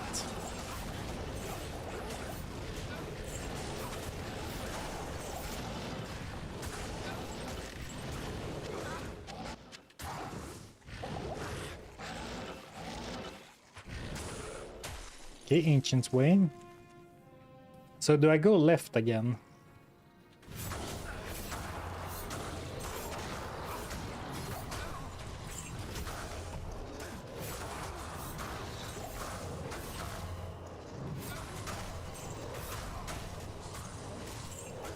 Oh, Ilsa, no! I saved him. Serpent skin armor, eh? Can't wait to find the skin of the Viper Magi and not be allowed to use it.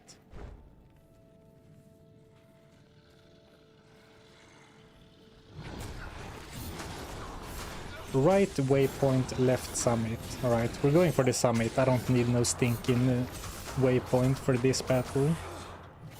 For the ancients.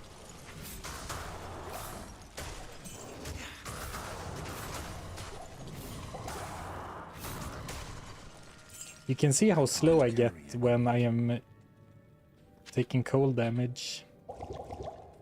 And sadly, there's not really much I can do about it. Like, I'm not gonna be able to get Cannot Be Frozen. Right? Maybe, yeah, unless we start like gambling for a sash or for a scale mail. Is there another set or unique that has Cannot Be Frozen?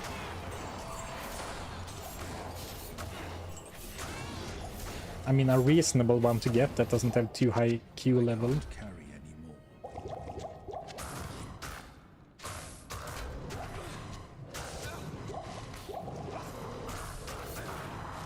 Boots. But which boots have Cannot Be Frozen? And I mean, we're not gonna be replacing these bad boys. Hey JK, are you a good luck goblin today? I would say so. It started out. We've done like 2.5 gambling sessions already, and this was a pretty lucky gamble, I have to say.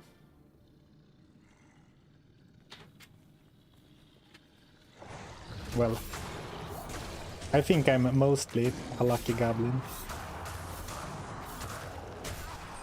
Oh, the Horizon set, the Horizon set. I guess it's Horizon. After the mage, or maybe it is Horizon actually. Horizon is maybe spelled with an A.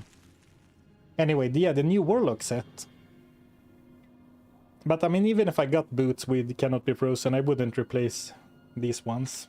But yeah, I actually don't know exactly what the new Warlock set does. I have only found the weapon like 3 times, and that has like max damage per level and run speed, I think.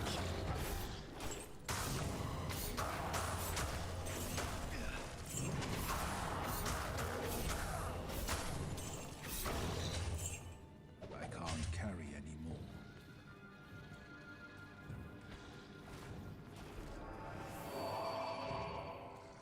Ravenfrost ring. Oh yeah, Ravenfrost ring. Oh yeah, Spirit Shroud. The ghost, unique ghost armor. The scale mail is like the unique hawk mail, but then it's like a big downgrade on resistances. I guess we're going for sashes. And once we're in Nightmare, even if I don't get the unique sash or the set sash, we could still get like a good rare sash, and once we're in Nightmare it shouldn't be too hard to upgrade it to exceptional for the potion slots. Cham rune. Well, you're technically correct. We could find a Cham rune.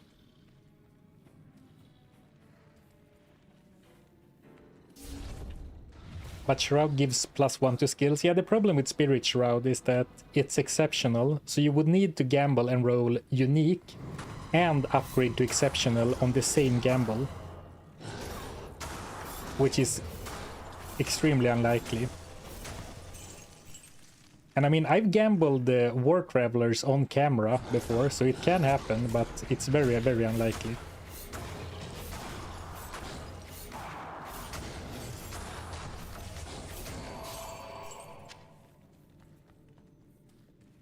And I'm thinking also not only like what would the best item to get be, but also like if we don't get exactly what we're looking for, what would be the best like not perfect scenario? And then I think it's gambling for a belt. And I mean, listen to us talking about gambling like we're gonna hit a 1 in 1,000 or 1 in 2,000. I mean, crazier things have happened, but I don't think we can count on finding either. Let's do a quick town visit.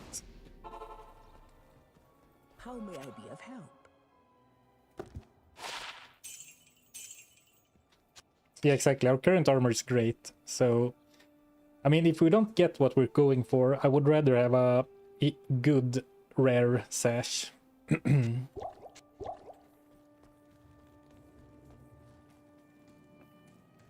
Goblin toes. Yeah, that's true. Goblin toes would be on brand, but then we're gambling for something completely different. Like, then we're not trying to go for cannot be frozen. Goblin toe would be nice though, because another problem with gambled gear only is that there's no easy way to get crushing blow. Like, you can't craft, you can't make a rune word. You can't craft.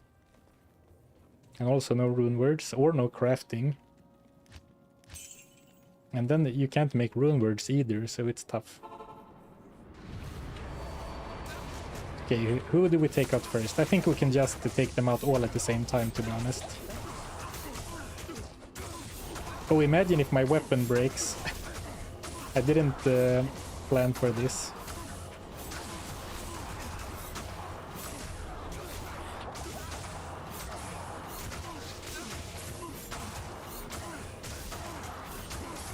This is nice, maximizing the cleave arc.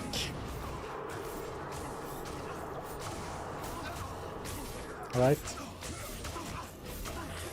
I should use I should use Eldritch Blast as well, right?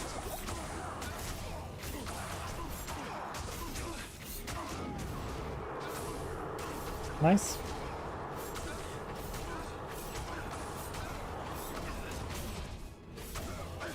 Oh, sell the horror cube items. Yeah, this is the problem with having my inventory full of charms and then having loot in the cube. I never remember that I have items in the cube to sell.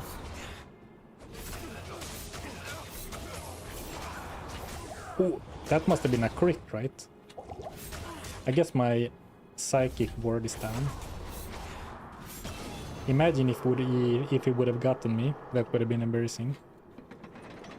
Yeah, super easy fight. Basically, normal is basically a foregone conclusion.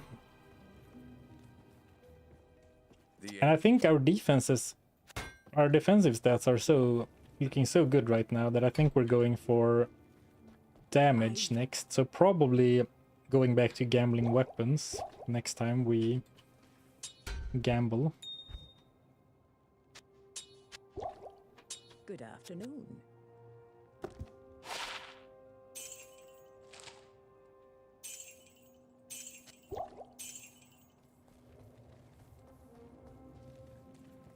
Will you switch skills in Nightmare and Hell? That was my plan.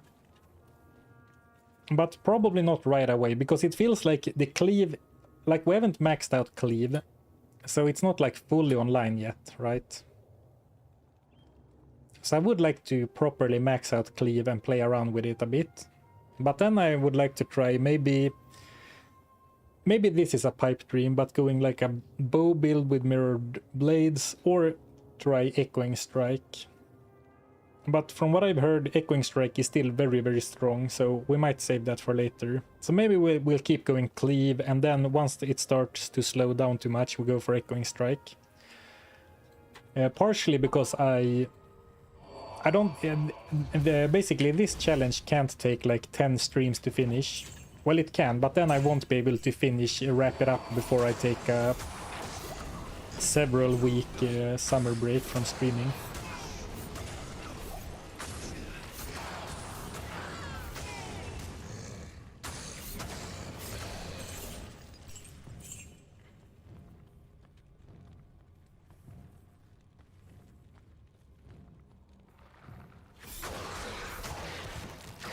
But I think like the cleave build is working fine, good AoE, and even if we struggle getting a weapon, pumping up Purge gives some flat damage, and we have lots of power to unlock from Levitation Mastery still. And then Eldritch Blast. Though that seems pretty unimpressive to me. Like I've never played around with it maxed, so maybe it's great later, but... Since it only damages enemies that are hexed, it feels like you really want to use it against with the other hex, not the Purge one. Because Purge consumes the hex when it explodes, right?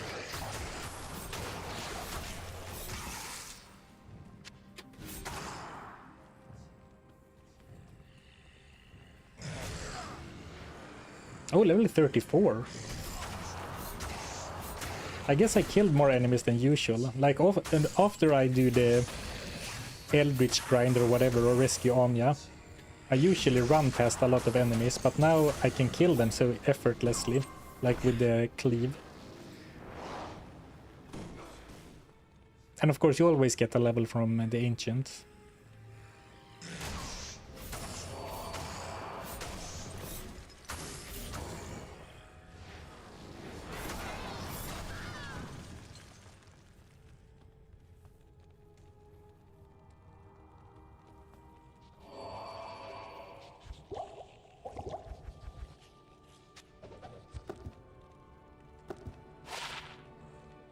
To life. Have you done building with goofy targets, such as going for Holy Shock Paladin with no respecs?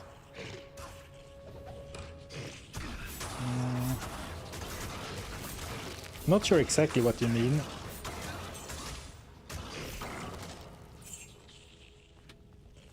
But I get no. Usually my the themes are more often centered around something else and not only a certain build, so I guess no.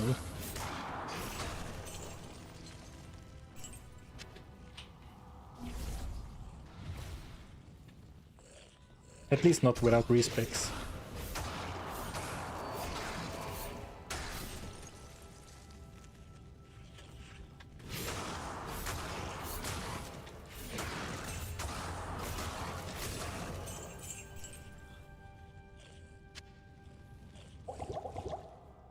By the way, did anyone play the Gothic remake? Didn't we talk about Gothic or Gothic 2 like a month ago or something? And then I saw the Backlogs released a video this week, I believe. Yeah, just a few days ago. Well, it's Wednesday, so maybe it was the weekend. From Gothic 1. And I started watching it, but then I was like, damn, this really looks like a game I want to play, so I had to stop watching because I didn't want to spoil it. Seems like a cool game. I'm in my second playthrough now. Yes, I love it. Nice. OG Gothic is better. Blizzard did a good job on D2R. Oh, I heard that it's a good remaster. Or actually, maybe the thing is that Gothic is a remake, right? It's not a remaster. So like the difference between a remake and a remaster is that a remaster is a lot more, how do you say, takes more liberties in staying true to the original, right?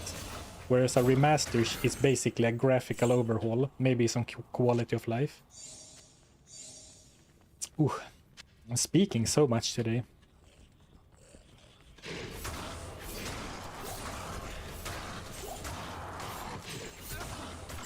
same, lol. Usually I watch Backlogs videos as soon as they come out, but this one seemed too cool to spoil. It's funny, like the downside, playing playing games that look too interesting, so the viewers don't want to spoil the gameplay for themselves.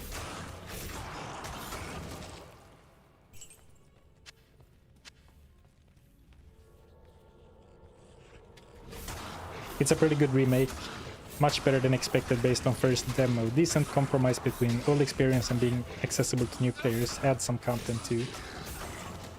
Yeah, from what little I know, the old Gothic were very dated as like games. As an OG Gothic fan, I think they did a very good job. Captures the spirit of the old game very well. It's inferior in some aspects, but superior in others. That sounds good. I mean, of course, I'm sure there's always gonna be things that feel like they're missing. Good evening. That's missing, or that doesn't feel the same, right? But all right, I found a set ring. Didn't even mention it because set rings aren't that exciting, especially when I can't even wear them, right? Even if I... yeah. Evening. How long is it between thumb and pointer, as we say in Sweden? Like approximately how long would you say a playthrough of Gothic Remake is? Might be something to do on stream. If it's not too long. Oh, soon maxed cleave.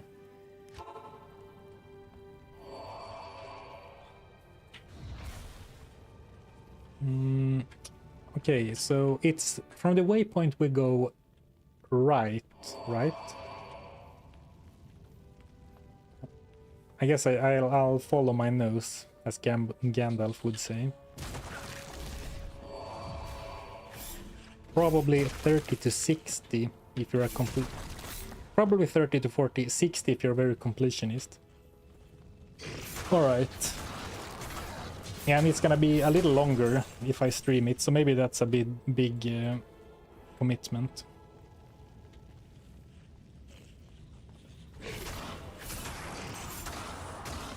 Like to do on stream, I mean, not in general. I'm not part of the crowd that gets annoyed when good games are too long.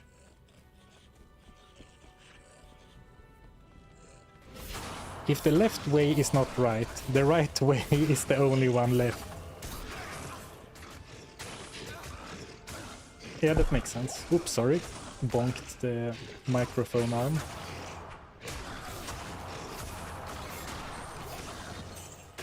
Wise words to live by. If the left way is not right, only the right way is left.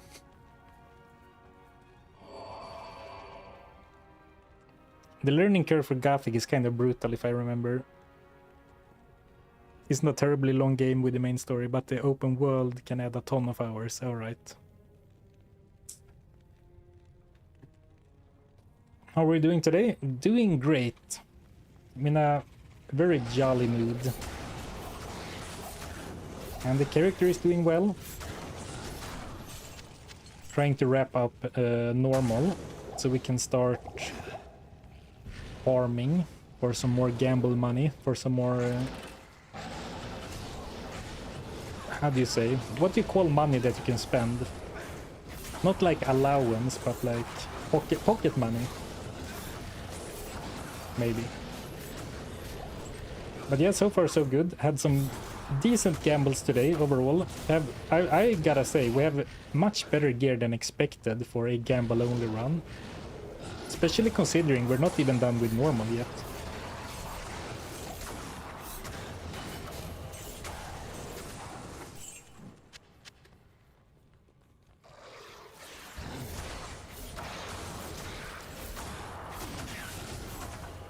Disposable income. I guess all my income is disposable in the context of this challenge. I did sell my previous poison charm, and it is a case to be made that it's nice to have a little bit of poison damage to stop monster regen later. So I might hold on to this. I was about to say gold. I mean, I guess well, every single gold coin in my coffer is up for grabs whenever we go gambling.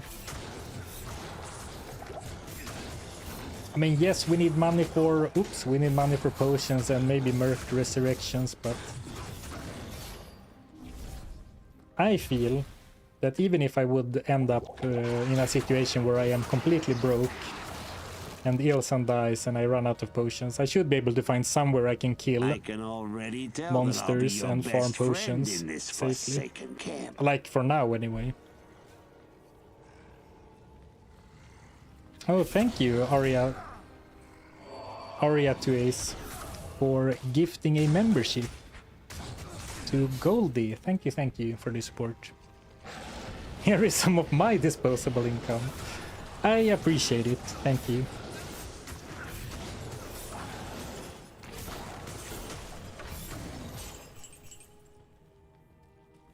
Oh, I missed the gold pile. Isn't it a shame? Actually, I don't think so in general, but for this one, isn't it a shame that there is no gold range pickup stat in Diablo 2?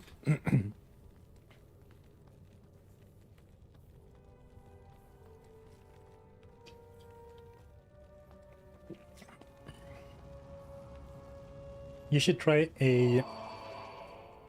every equip item must have light radius. Why though? Why do you guys love light radius so much?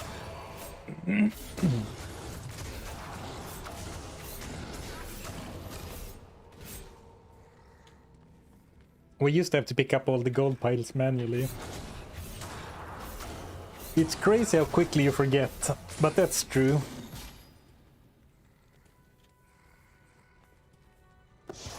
Going into the Countess's tower, clicking on like the 20 gold piles by hand, and then running into the Chaos Sanctuary with Iron Maiden curse.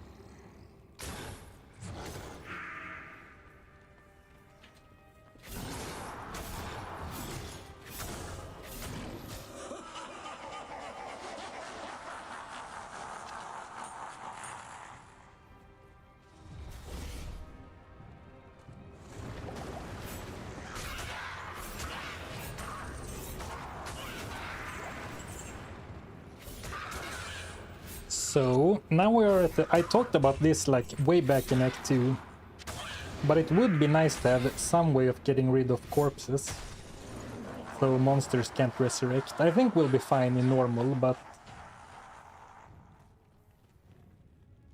Yeah, we'll definitely be fine now, but at some point it would be nice, but I guess it's probably not going to happen. So what I'm gonna do now is try to lure all of the minions away. Or the skeletons away. Oh, one-shot them. Boom. Oh, there's a few more. And like park their corpses outside of resurrection range. And then we can stand like here. Oh, and let them come one by one.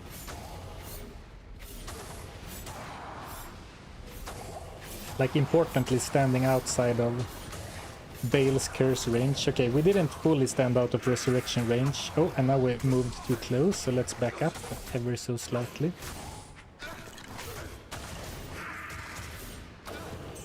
Okay, I way over dramatized this fight. It was no problem at all. Wave skip. Okay, I can try. I've never pulled off a wave skip. I don't even know really how you're supposed to do it. It didn't work. I know there is a visual cue that they use, but I don't even know what the cue is, so... We probably won't be seeing any wave skips.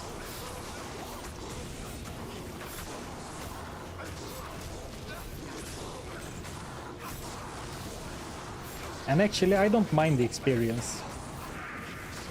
But it would be kind of funny to pull it off once in my life. Once in my life.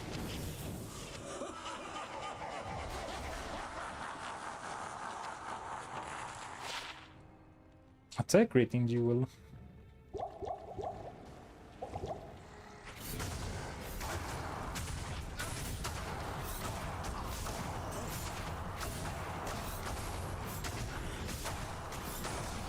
I mean, look at this. If anything, you'd think the Bale's minions would try to wave skip to like get out of the meat grinder that is my warlock. Thanks. Thanks.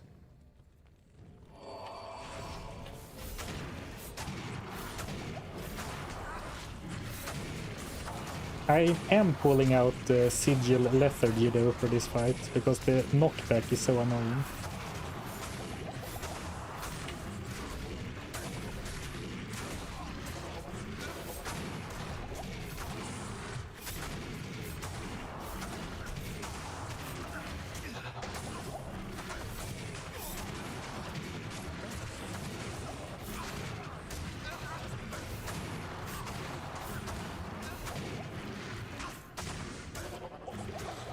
Close call. Thanks. Might actually have to go to town, yeah. Badly. Good afternoon. Well, it's not a big deal going to town once.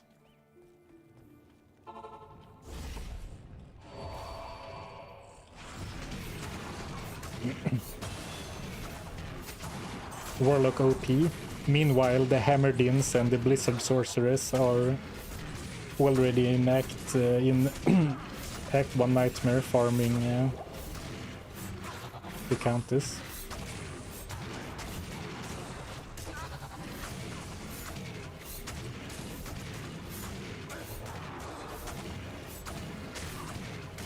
And here we go. Woohoo!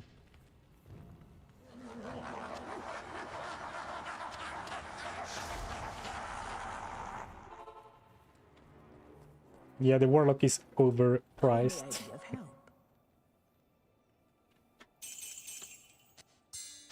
I mean, I would pay any price for a new content to Diablo 2, but I guess a new character, a few endgame tweaks, and some quality of life could be considered expensive.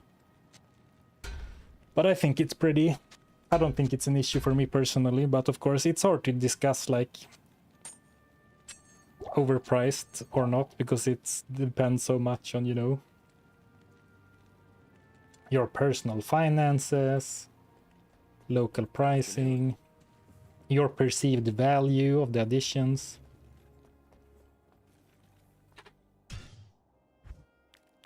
Is there some platform to send in challenge ideas? No, not really. Like, I'm not really looking for challenge ideas, but that doesn't stop anyone else, so don't let that stop you.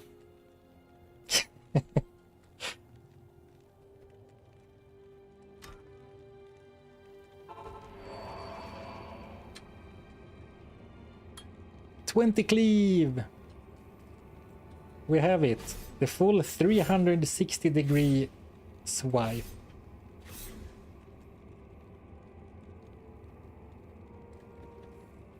Like, I read most comments on videos. I guess I don't read all chat messages because sometimes I'm too focused on the game. But I do read most messages, but like, I'm not looking for challenges, suggestions. So feel free to send them, but be ready for me to read them and not act. And I don't say that to sound rude, just so you know.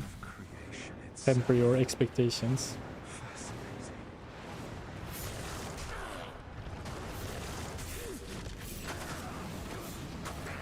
Oh, I was gonna lower the player setting, but I forgot.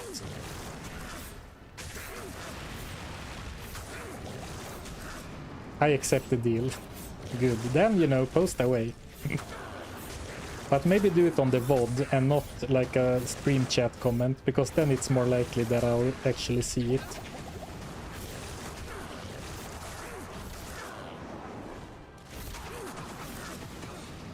You did lower the player count. My brain is fried apparently. Did I really? Did I lower it and then forgot about it? Yeah, apparently. That's scary.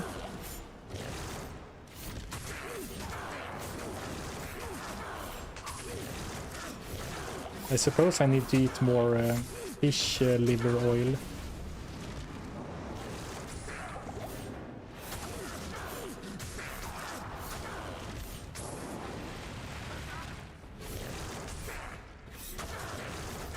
I mean, it is Bale, but a little disappointed in our chance to hit.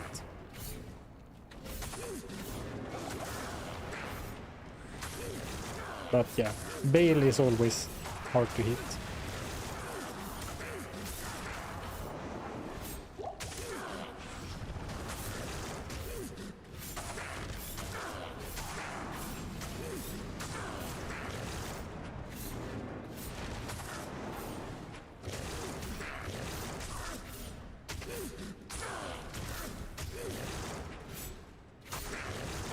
Miss, miss, miss, miss.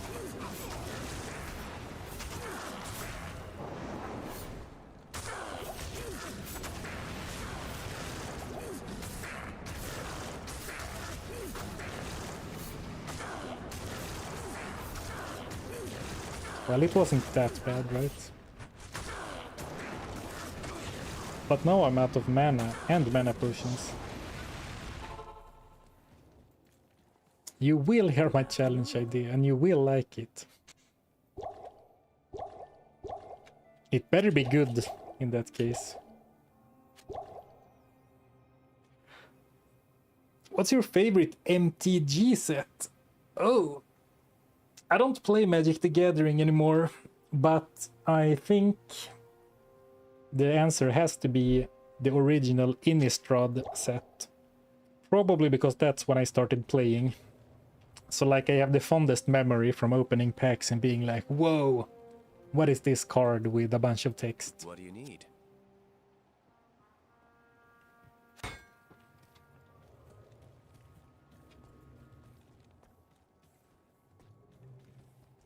Yeah, the build, yeah, that's true. The build is all AoE, basically. I mean, both Cleave and Hex Purge is kind of tailored towards area damage, so it's not strange that my single target damage isn't as great, but on the other hand, it's not like terrible either.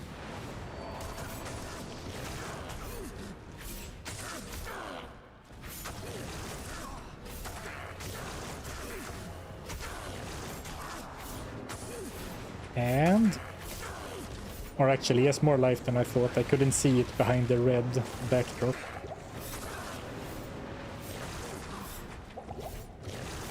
Now, and done. I think Ilsan got the kill actually.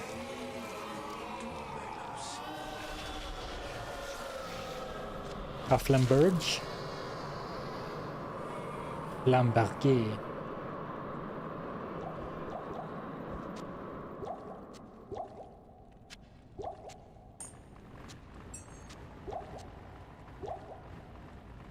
Is there any way I can fit another...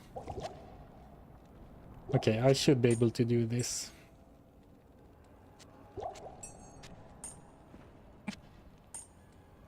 Oh, here we go. Oh. Maybe my brain is fried. If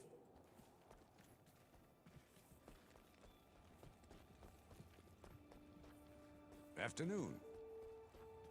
I knew in time you would defeat Bale.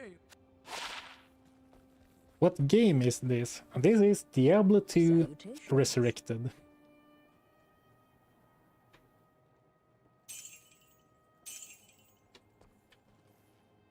Ripsaw. Would sure have liked to have the possibility of getting some open wounds later in the game, but of course boss drops aren't gambled, so we're just gonna sell it for gold and go buy or go gamble some trashy sword instead.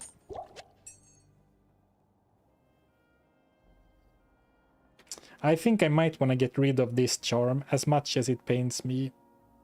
I'll keep it for the start of Nightmare, but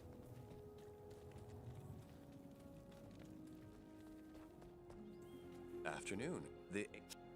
so we do have the Suckening quest, which I will save. Likely for a good weapon or maybe a good shield, because I think it's tough to use a Suckening quest on a weapon because it's so likely that we will have to, or we will want to upgrade to a one with the better base damage, better damage rolls, etc. Whereas a shield we find now could have good resistance rolls. But we'll save it.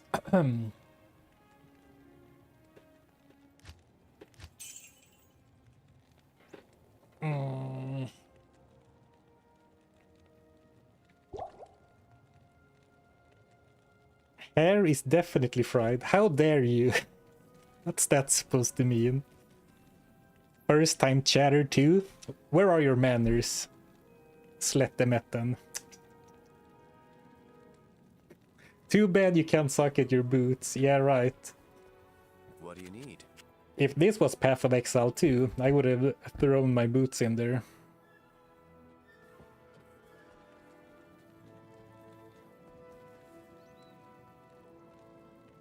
I guess we're done in normal. We have the Suckening quest, we'll save that. Everything here is done, everything here is done. Yeah, this is the only talk to Ashiara. And we have the oh, we never went to here, but it's fine. Okay, let's go to Nightmare. Good day.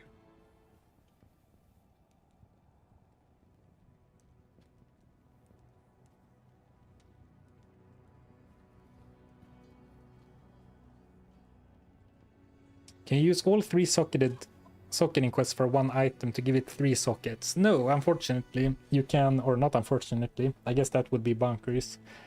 You can only socket unsocketed items. So if the item already has a socket, you can't give it to Larsuk. So let's see, 50 lightning, 34 fire, 66 cold, negative 23 poison.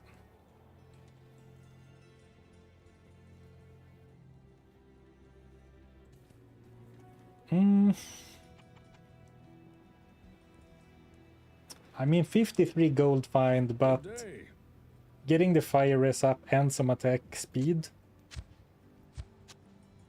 that seems responsible.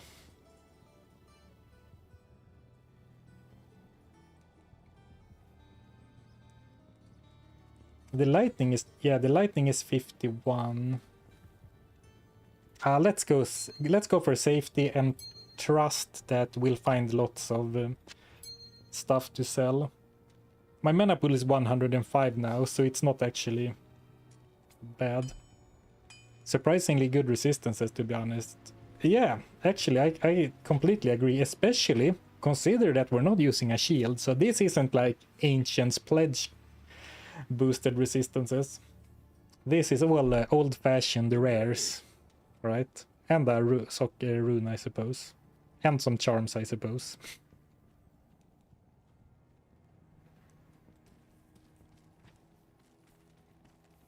One Quillbore with poison needles. Do they poison in Nightmare as well? I can't remember.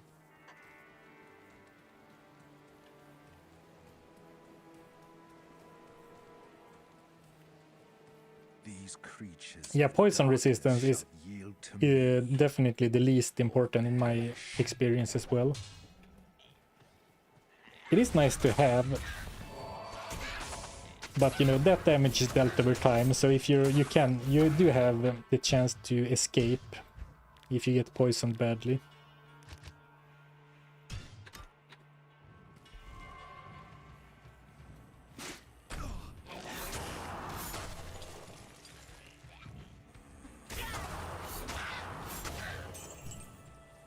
So where are we on time? 2:15. So I think a good reasonable plan is to do the Den of Evil, then go to the Forgotten Tower, farm runes and gold, and then try to get some gear upgrades. And depending on time, we could go for Andariel as well, but I think the early parts of the Nightmare is gonna be all about prep.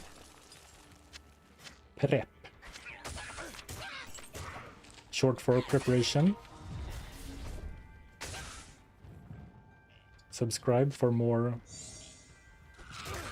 English tips. You've come to the right place.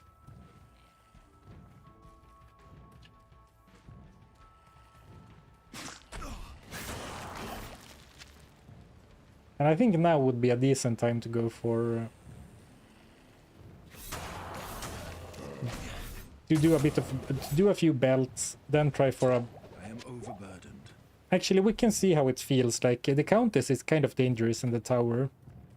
I mean, the resistances are still looking good, so I'm actually not in a hurry to go for a one-hander. I thought the resistance situation would be worse, and it's mainly about resistances.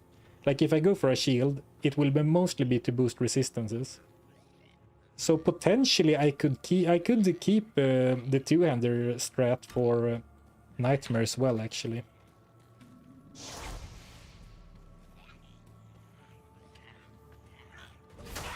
Oh yeah, we could concern ourselves with the Ilsan's gear as well. I mean, this is a crummy magic hard leather armor, but 28 fire res and 50 poison length reduction isn't actually bad. I mean, it looks bad because it's a hard leather armor and only a magic one. But I think this is a fine item. Could use a better hat. Could use a better weapon. But it's a bit hard to do dedicated mercenary gambles.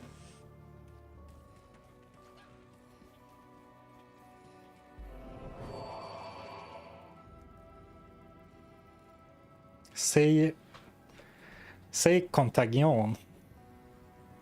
Contagion. There you go, 3 of them. You can pick your favorite. Now you can see the gold cap goes up to 30k, which is nice. Just gamble weapons that the merc can also use. Yeah, that's probably the way. I was gonna say the responsible thing to do again. I don't know why I'm so hung up on that word. Like if there would be anything responsible about A, gambling all our gold, and playing Diablo 2, 2 o'clock in the afternoon. Oh, I tried to go to Kane to identify, but I guess I haven't saved him yet in Nightmare.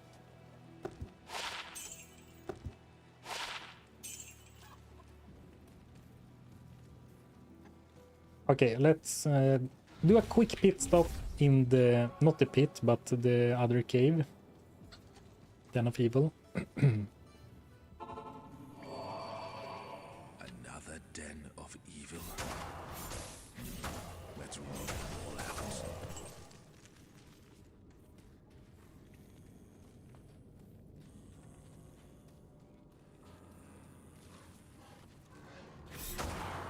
So no answer why it dropped a Tal Mask at level 52. What? Talrasha's Mask isn't that high level of an item. I don't think finding Talrasha's Mask at level 52 is unreasonable at all. You can probably find it much earlier. Like, not all of the high level sets, not all pieces from the elite level sets are super high level themselves. You get what I'm trying to say. I'm stumbling over my words, but you get what I'm trying to convey.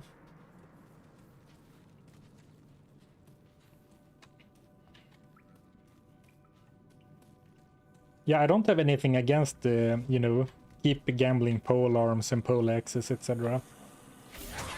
But like part of me is also like, wouldn't it be fun to gamble a new item type? Like a great sword.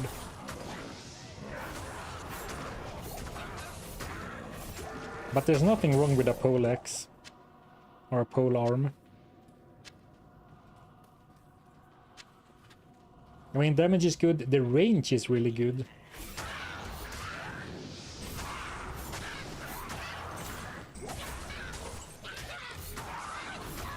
I guess I should start considering stat requirements for some of the exceptional pole arms in that case.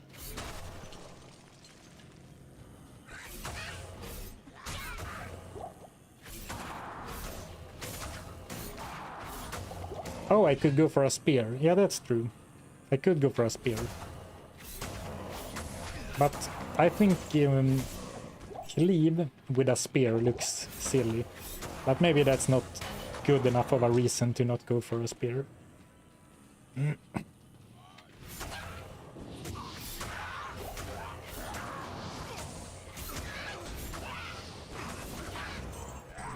Look at that range.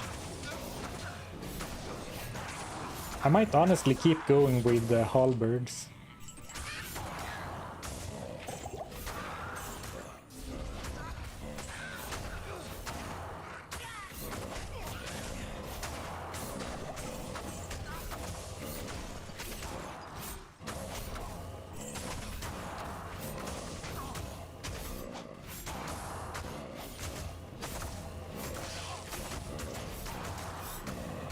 Evil of this place departs with me.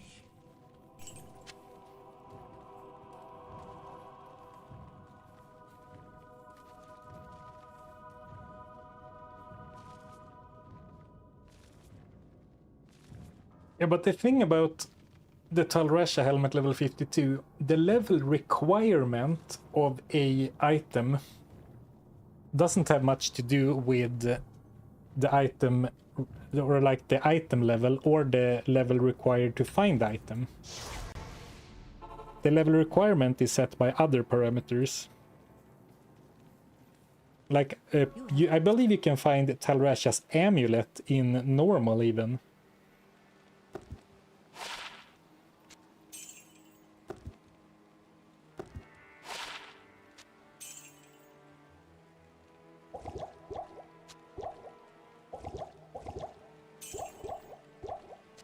Gulp, gulp, gulp.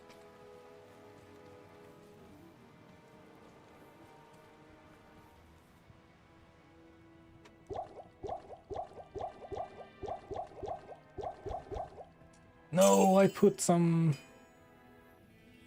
of my rejuves in the forbidden shared stash tab. I was just gonna say it feels like a good time to start cubing some of those rejuves. Oh well. It's a donation for the offline characters I never play.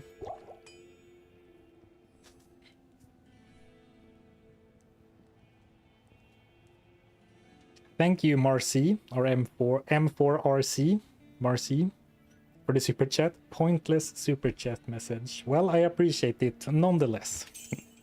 Thank you for the support. Greetings. Okay, cleave is maxed. I could go for Levitation Master now to reduce the stat requirements for future weapons. But as I don't really know what weapons I'm gonna use anyway, might as well go for some Purge.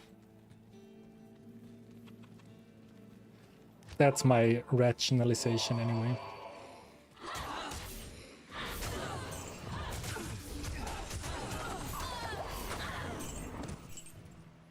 You gotta click Control or hold Shift plus Control to move items from inventory to own stash. Yeah, but that's not what happened. What happened is that I moved stuff from the shared stash to my inventory, but if you do that with a full inventory, it actually sends it to the shared stash.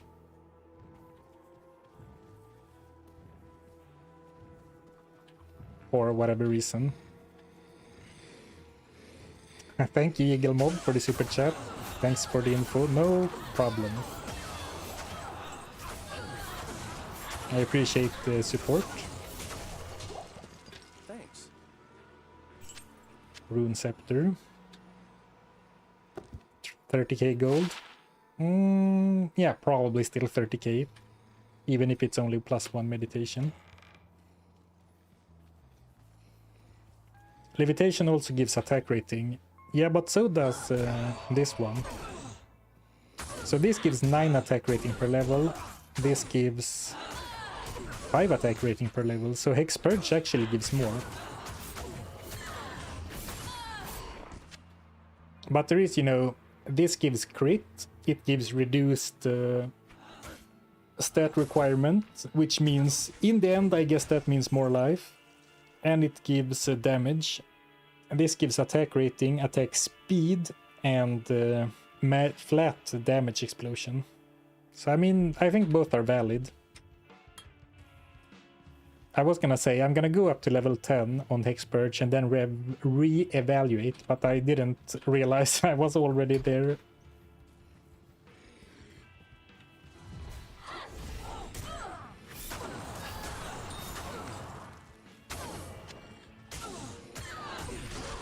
I'm watching how much damage...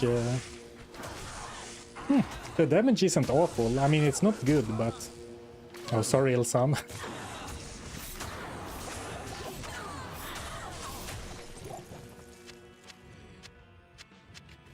Maybe it's worth to try to keep Eldritch Blast up, after all.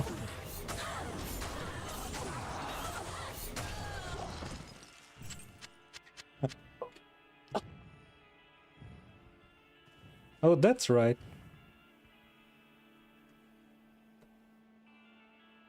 Oh, okay, never mind. I thought, doesn't the chance to erupt go down? No, but Hex removed after 2 explosions now. So now I should... now enemies should be hexed more consistently, which makes Eldritch Blast better.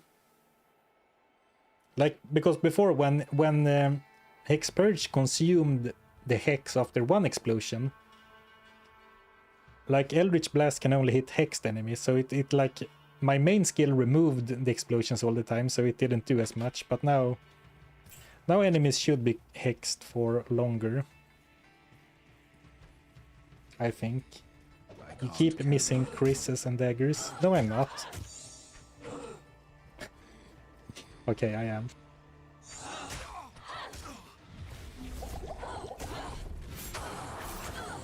I will dedicate those 50k to you, Ivan,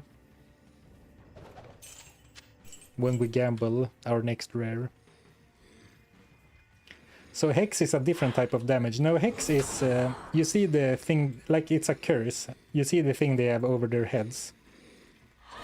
Those are hexed.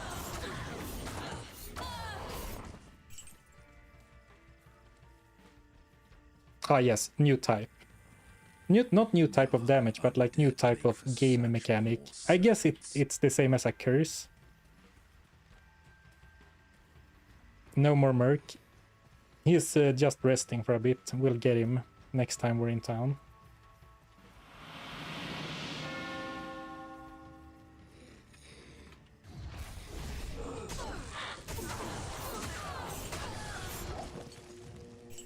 I can't carry anymore.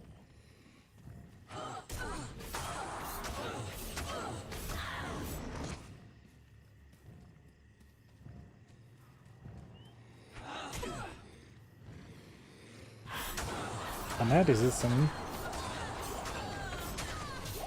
Okay, my damage is definitely good enough because I'm smacking enemies into hit recovery all the time. Which in a way really emphasizes that the best defense is a good offense.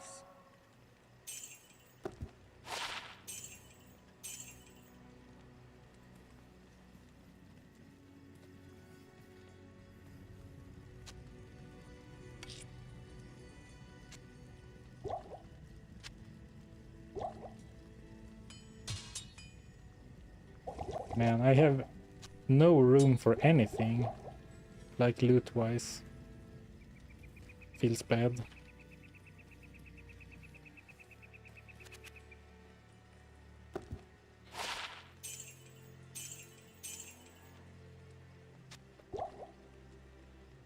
The cleave really is nice, surprisingly good build. Yeah, I mean, the people who complain about Warlock being overtuned, I think they have good points, but like the cleave build, that feels just like a strong, solid build that is fun to use.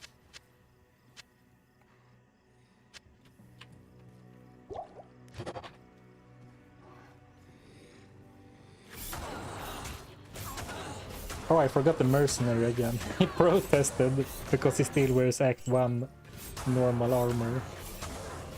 Hey, listen, not every mercenary of mine gets to wear something with 28 fire resist and 50% poison length reduction. I think a little bit of gratitude is in order, Ilsan. Maybe if you would have put that lifesteal to good use, like you said you would still be alive.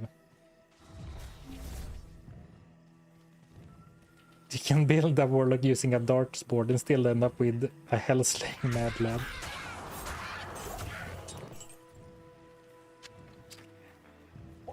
Yeah, I don't necessarily think that's a problem, but it is definitely the case that on average the warlock has the best skills in the game, for sure.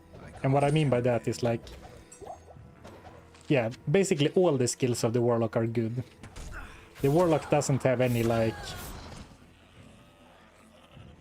the barbarian's stun attack or I don't know, Arctic blast.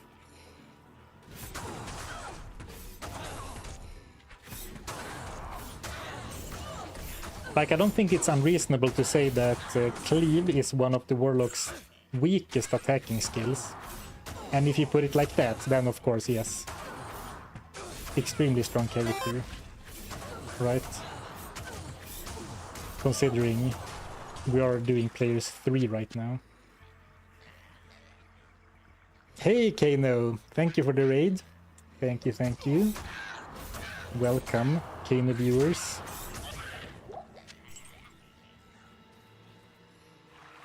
Hope you had a good stream. What are you doing right now, Kano? Serious runs or some of those... What would you even call them? Like challenge speed runs, I suppose?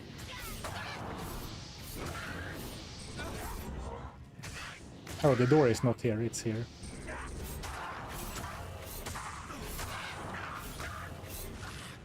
Oh, just got back from a 3-week vacation, but jumped right into Hell Paladin world record attempts. Straight into the deep end, huh?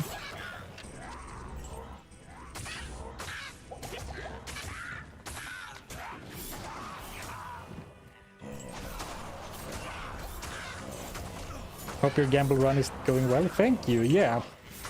Actually, I have to show you some pretty sick items. Like, as you can see, we are in Act 1 Nightmare, so we really haven't gotten that far into the game. But I got a dual res body armor with an open socket, and dual res boots with run speed, gold find, and magic find in normal. That was a pretty sick gamble. Anyway, thanks for the raid. In case you wanna, like, go rest or something. Not gonna keep you on the hook, as they say. Yeah, those are nice, for sure. And of course it happens on the gamble run. I'm blessed. Oh, we need that actually, if we want to upgrade a rare normal weapon to exceptional.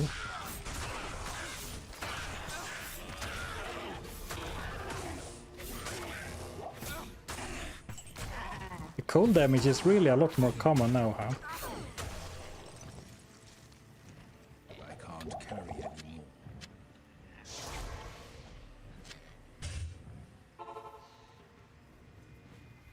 Still no Deckard Cane. All that gold wasted on scrolls. Welcomes you.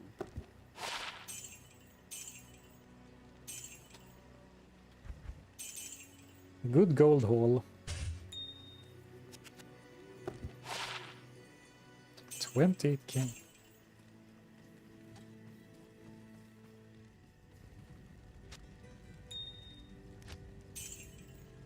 Oh, we're rich again. Well, time for another gambling session soon. Good timing, because this room could definitely need a bit of airing out. I'm starting to feel... honestly, I'm starting to feel ever so slightly sweaty in here.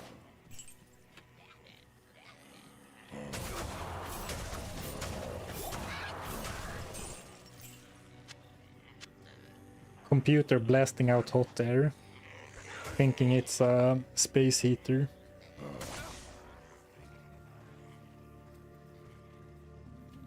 But we'll try to reach the Forgotten Tower before we do any more gambling. It's extremely hot in Sweden now, though. I agree, but as soon as you complain about heat when you live in a country like Sweden, everyone's like, oh yeah, 25 degrees Celsius, allow me to laugh. Well, it's hot for us, okay. Finally back from an awkward social at work.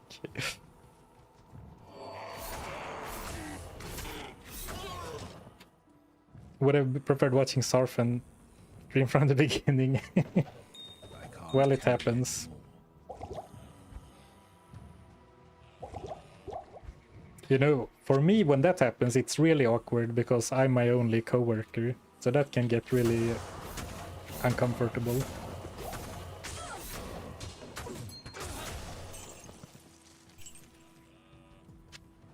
Well, welcome, and hope you can forget about it while we gamble our troubles away. Typical midsummer weather here in Finland, rain and 20 degrees.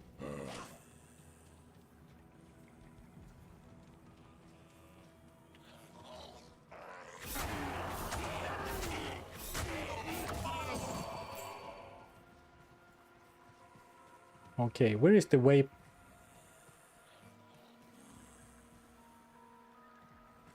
Did I run past the waypoint? I looked at up at the minimap just as I said, where's the waypoint? And then it was staring back at me.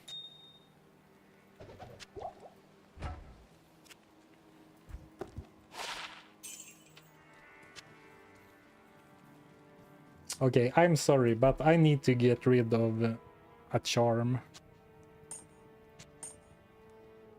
Maybe even... yeah. I'm sorry, gold find. It's... I mean, gold find on a gambling run, it's a match made in heaven, but... I need to pick up loot to sell, right? Like, I can't be walking around Sanctuary with like 2x4 inventory spaces.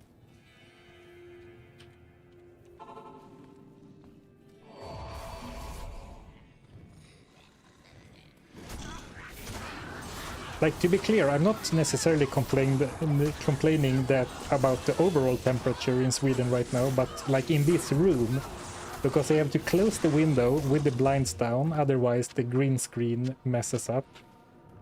And then it's kind of a small room, and my PC is going as soon as the fireworks start happening. Okay, not really, but kind of. Exactly, small room with PC. I didn't foresee that because I used to have my PC in my bedroom, which was a pretty large room. But I moved earlier this year. So now I have a dedicated office, which is really nice. But like it gets so hot in here, and that's not very nice. Oh yeah, and the lighting as well.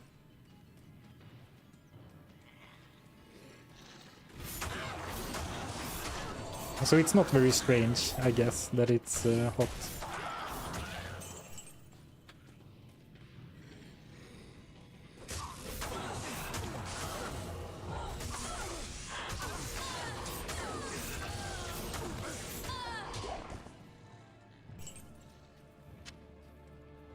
Another level up, I'll take it. Oh, what do I do though? How much do I care about crits?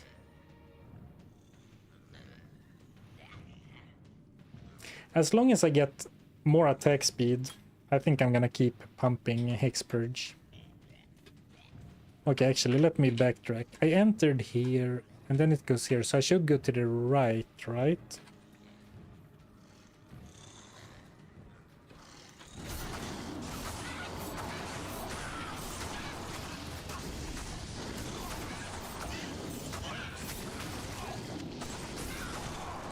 Oh, we should also probably start putting some points into Vitality. Well, I have most in Vitality, but I did pump Dex a bit for attack rating. But I wouldn't mind a larger life pool, that's for sure.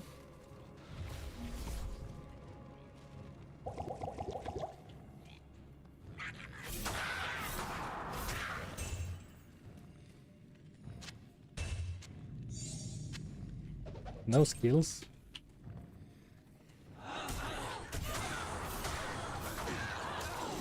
Need some Blade Warp to get into the middle of those packs. Offensive Blade Warp. Well, I guess it's not hardcore, and it does put me in a pretty cool position with a 360-degree cleave arc, I suppose. Interesting.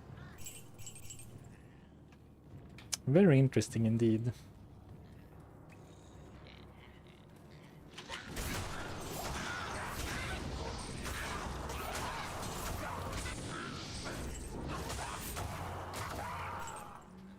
He still has PTSD from the No Town run.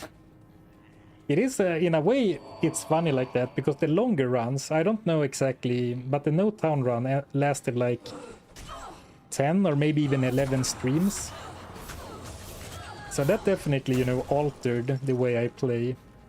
I'm not sure if I'm still, if it's still, like if I still can, sorry. I don't know if I still can blame that run for how I play now, but I can definitely feel that I changed in the way I play after a long run. Like after the when we did the crafting only, and that's like a long time ago now.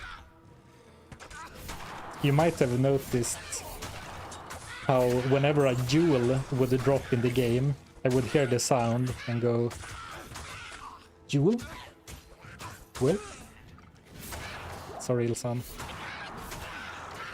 The mercenary death sound is a sound I can always hear, no matter the challenge.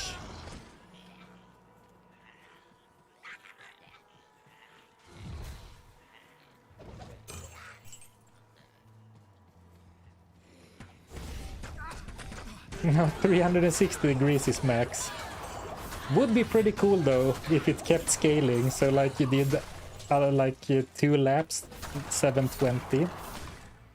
Full 2 laps with every cleave. Build your own whirlwind. Barbarian mains in shambles.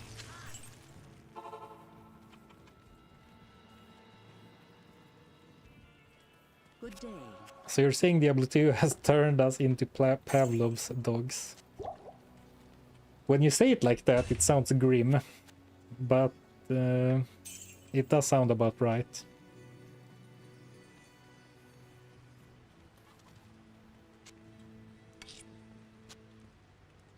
I would like to see a cutlass minus 30 weapon speed. Oh, interesting.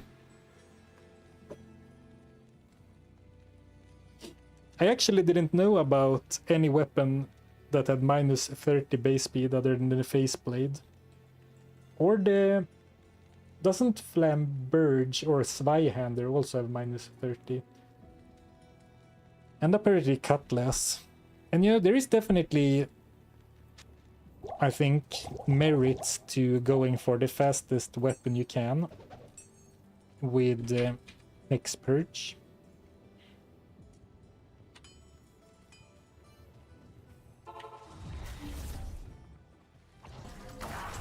Oh, look at this. Swish, swish.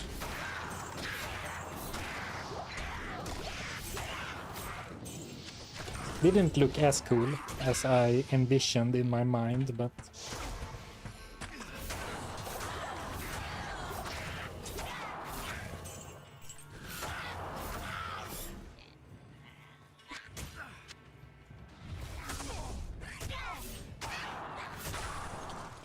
Okay, actually I forgot that we do have Mr. Kane to rescue still.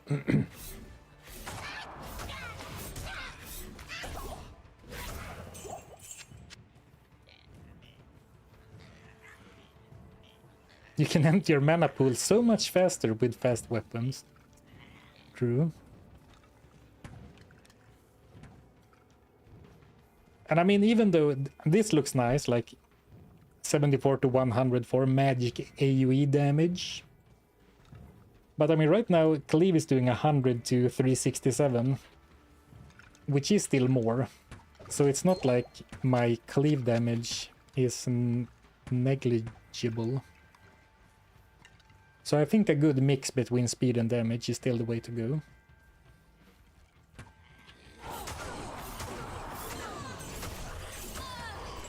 Did I go back up to players 3, by the way? Oh, I did. Good.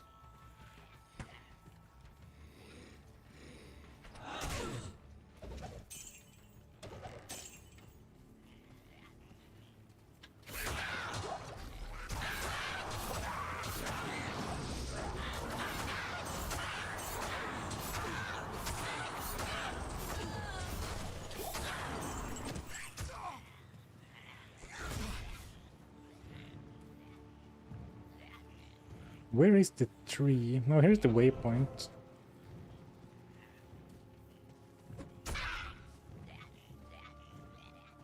Need to find the big guy.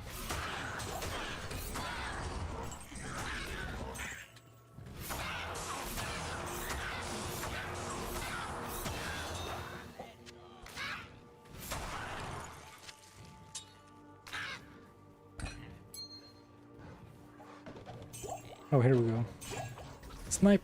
Oh, you can't leap over a fence? Oh, you can. Huh, interesting. So it depends on the trajectory of the blade in that case. Like where you physically hit with the attack.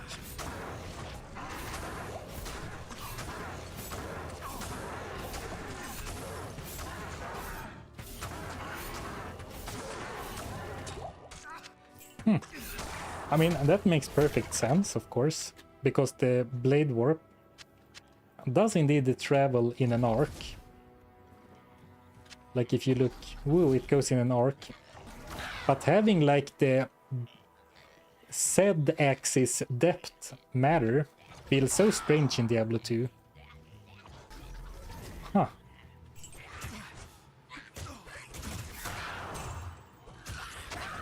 Like it feels so unusual that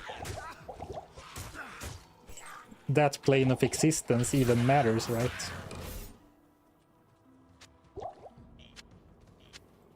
I guess that was always the case for Leap, but I didn't notice it that much, I guess. I guess I don't use Leap that often. And Leap attack.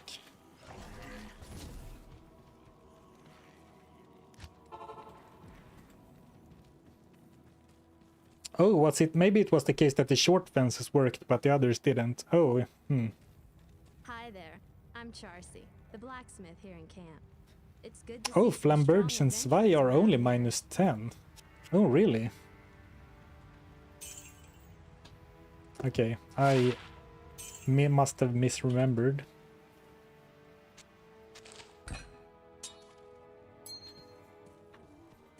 Can't wait for Deckard Cain to identify for free. Oh,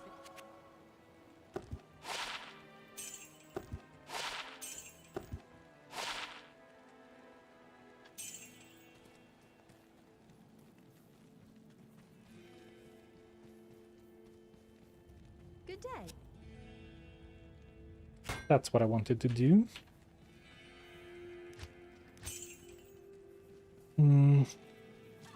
Okay, actually, let's... or actually, never mind. I was gonna go rescue Kane, but I have a TP waiting in the Black Marsh. So let's get the waypoint, rescue Kane, and then we'll do a little gamble.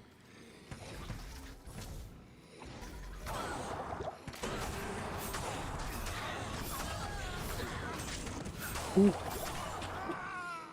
I couldn't click regives fast enough. Hello. And I was even gonna say that, like, Impossible.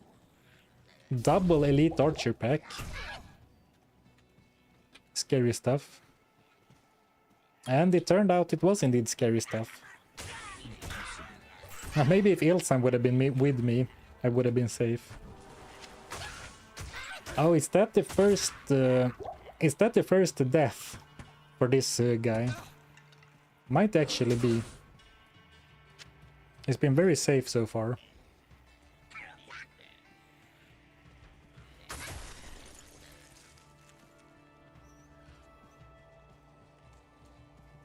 Can't wait for Deckard Kane to identify for free. 5 minutes later, identify 8 items with scrolls. Yeah, but I don't have Deckard Kane yet. Do you mean I should save unidentified items? I don't have the space for that.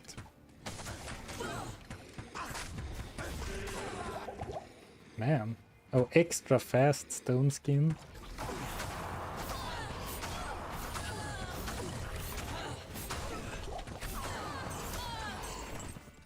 Okay, let's take them on one at a time, not all at once, then it should be fine.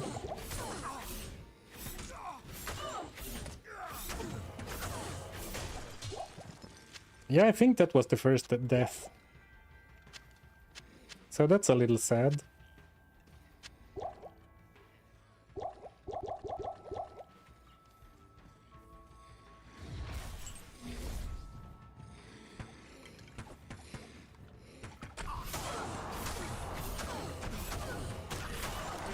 Well, it's sad that it happened at all, not that I survived this long without dying.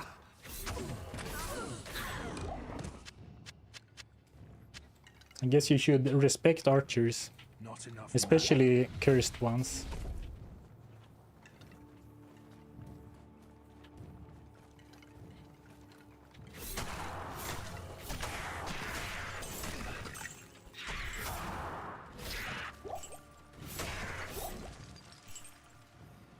So here's the exit to Tamo Highland. Let's hope for a really good map now.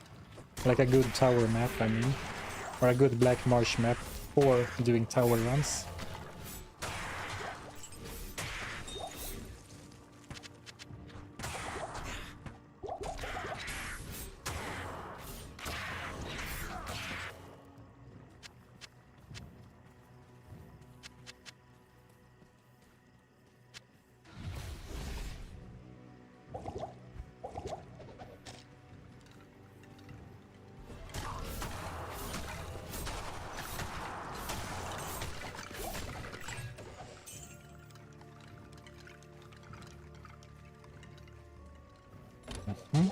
No tower to be seen.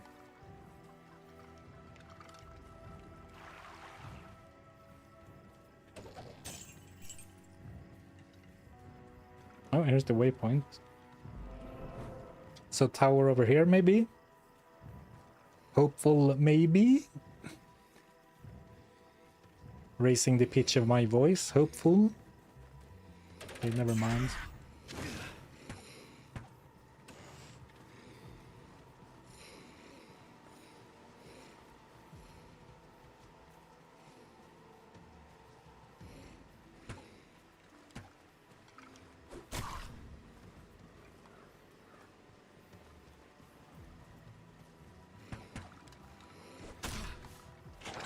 Hello? Any towers? Tower ruins, I guess.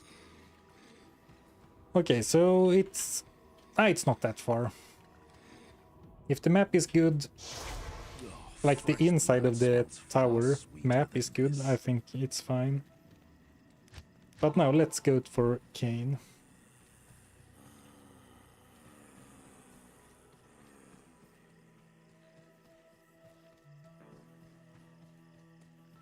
The undiscovered tower. Is that what it's called? No.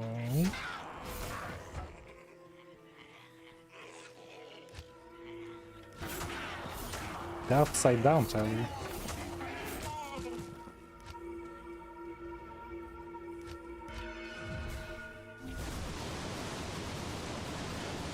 Alright, let's do a quick in and out in Tristram.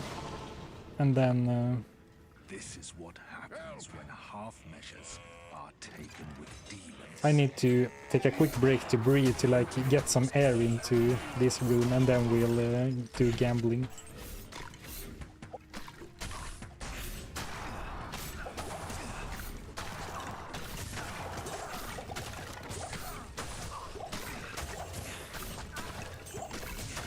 And I think unless someone has a really compelling case for something else, I think we're gonna focus on weapons now.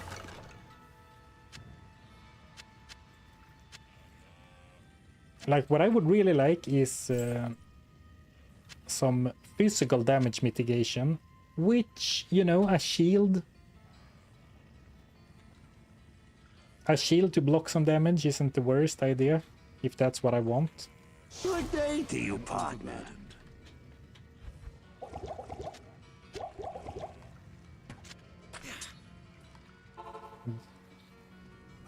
But I don't know. I think I want to keep the damage as high as possible by going for a two-hander. Good evening. Thank you, Slim and None, for 7 months. Keep gambling, the house always wins. Thank you for the support. Maybe this is the day where we prove that gamblers can win if they get lucky. Shield plus Warhammer. I love the Warhammer. I think it's slow. It is slow, but it is a really solid weapon. Has very good damage. It almost has two-hander damage. But it's so slow. I guess none of these guys sell Warhammers.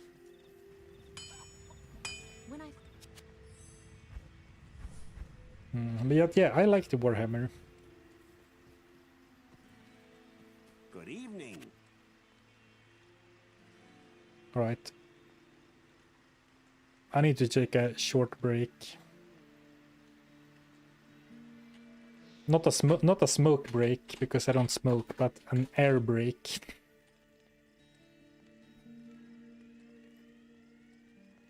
And I'll open up the curtain a little bit.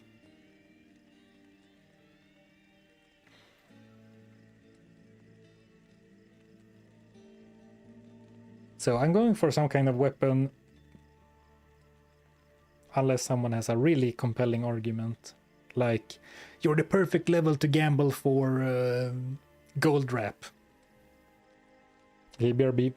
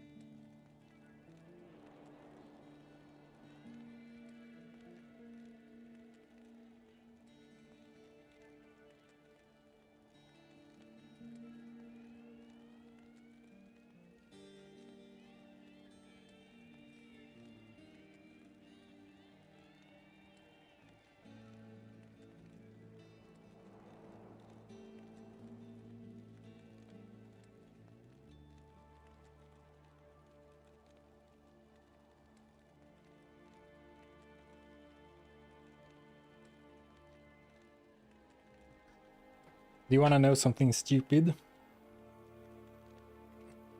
I went to quickly change into shorts. I went to my closet, opened the door, grabbed a pair of shorts, left the door open at an angle, turned around, grabbed something or whatever. Then I turned around as I started walking and walked right into to the door, like to the open door, straight into the short end of the door with my head first. Oh man. I am one clumsy goblin. Okay. Shield plus Warhammer, Cutlass for speed. I think Cutlass for speed goes too far in like one direction or whatever. That's a sign, grab a shield. Yeah, for protection. You make a good point. Just wear nothing. This isn't that type of stream, I'm sorry.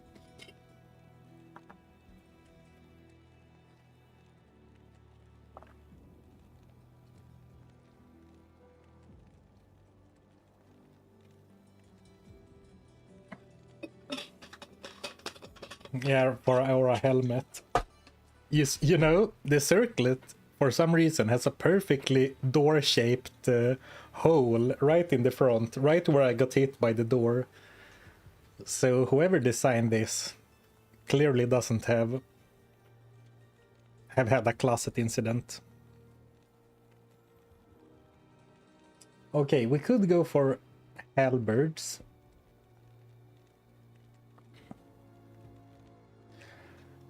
Or we could go for, I don't know, some kind of spear. This is super slow.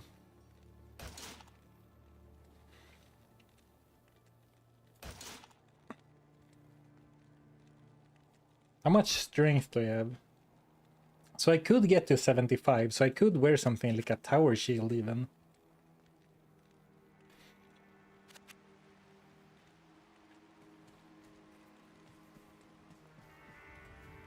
Yes?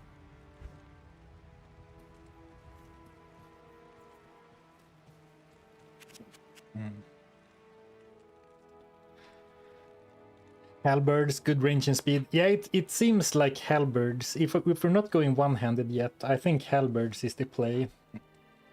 I guess for some reason I thought it would be fun to get some variety, but I mean, they do seem like a very good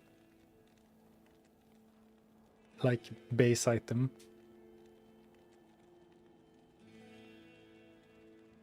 They are also really cool looking. That's right. Okay, let's go for halberds. I'm saving the switch to one-handed and shields for later, mainly because the resistances are good already. I mean, it would give me block chance, which I would very much like, but for now I'm gonna stick with two-handers.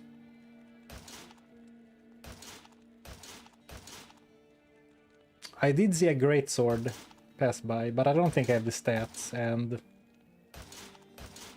giving my old weapons as hand-me-downs to Ilsense, oh there it was, is a good idea.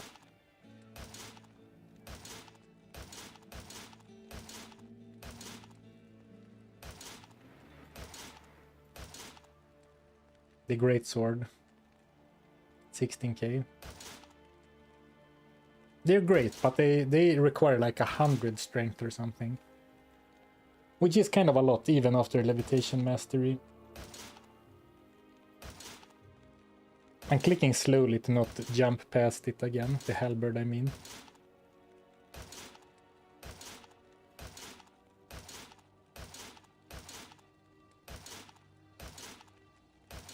Hello? Oh, here we go. It's a little cheaper too.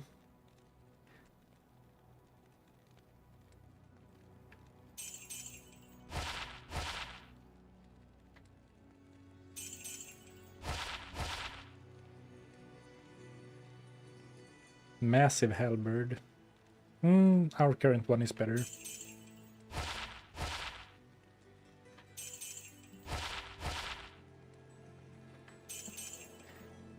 Our current halberd isn't bad per se, so it's not guaranteed that we'll get an upgrade, I suppose.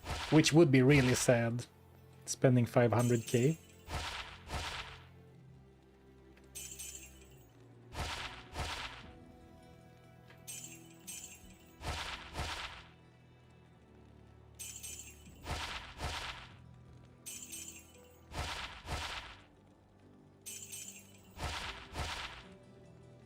Oh, we're halfway there and we haven't seen a rare yet.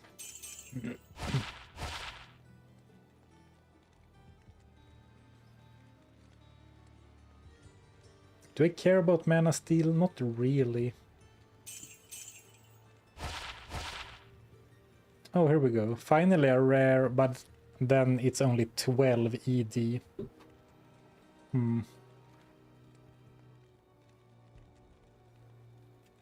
I would be down to trade some damage for attack speed and attack rating and lifesteal, but not 23 max damage. Like not 33% of max damage, I don't think. Oh, good point. I was about to sell it. Yeah, good point, have AV Jackson. I should give it to the Merc. This is definitely a Merc upgrade. So now we at least got away with some form of upgrade from this 500,000 of gold, even if we get nothing else.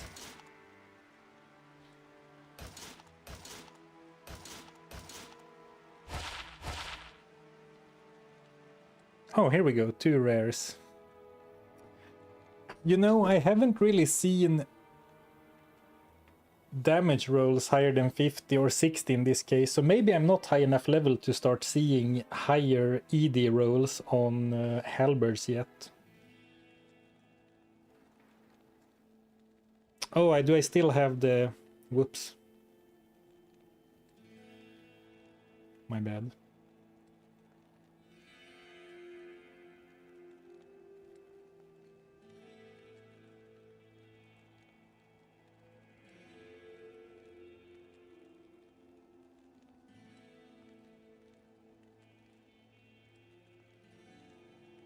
I mean, 2 more mean damage, but less attack rating and no poison damage. I don't think I want this one.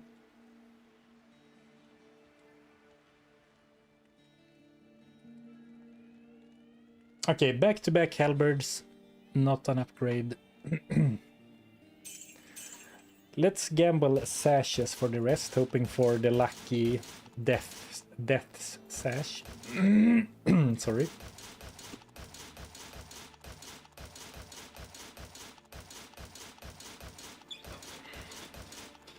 And then maybe try again at a higher level. You want mean damage? Yeah, but the mean damage was the same. Or what do you mean you want mean damage?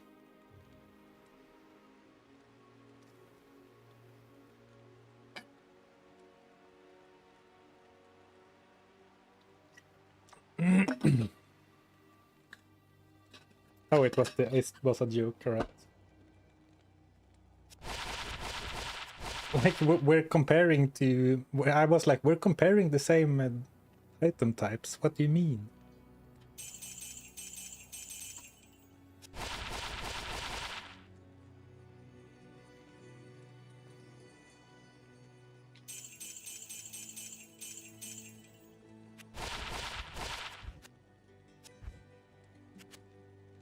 Oh, I don't have enough gold. Paying 10,000 gold for a sash with 1 strength? Scam.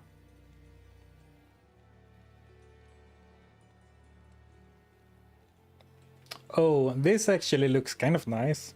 But you can't upgrade magic sashes, only rare or unique or sets. Alright, this gambling session was almost a wash. Not really, we did end up upgrading Ilsen's weapon.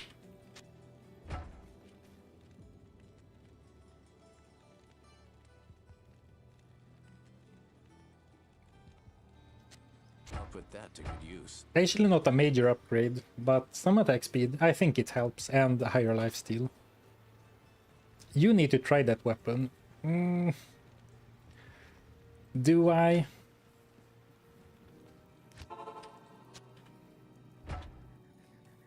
Okay. No attack speed. Oh, actually, I need to buff myself to give a fair comparison.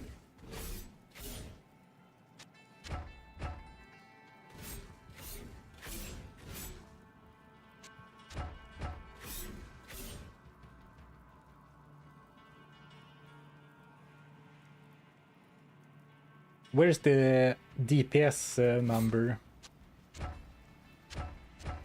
I think I'm losing too much damage. I'll put that to good use. The Order welcomes you. Yeah, it's no doubt faster, but it's lower damage.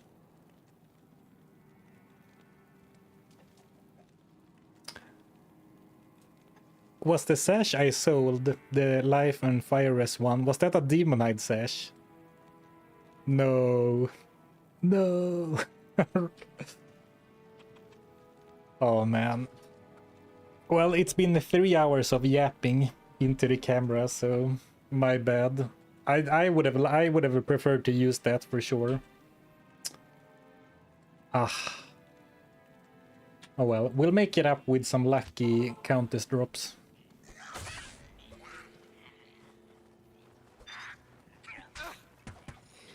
Yeah, that's true. I like my resistance are nicely above 60 across the board, so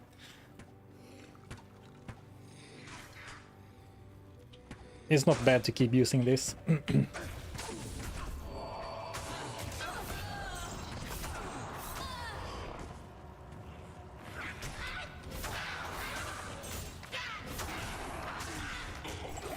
And I guess if we're gonna do Countess runs, we should really go down to players 1, right?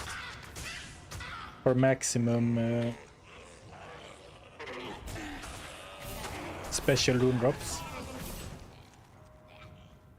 Nice level 1. Because the way it works, in case you're unfamiliar, is that the Countess has 2 separate drops. She has her normal item drop, pool, like, or whatever, which happens first, and then her special rune drop happens.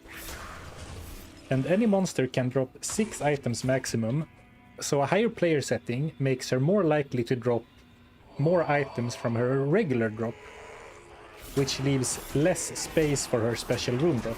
So if you only care about runes from the Countess, you should do players 1.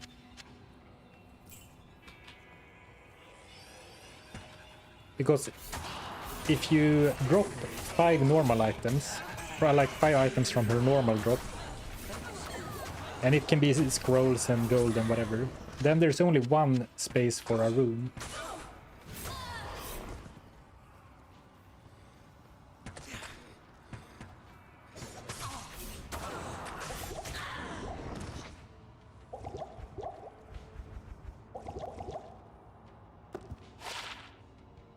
That looks expensive.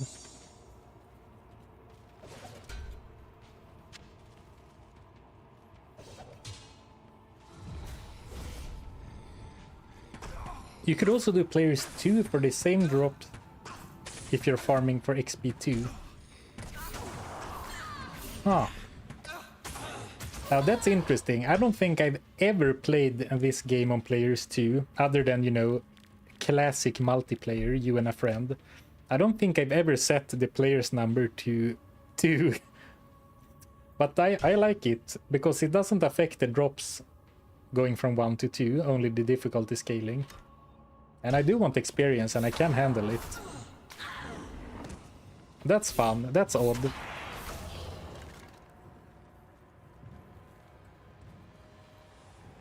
Never have I done a grind at players 2 before, but it makes sense. It's a good point.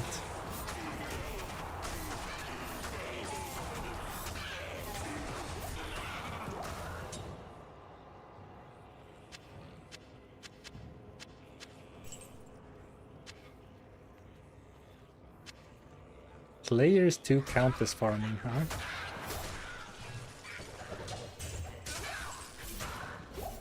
I am overburdened.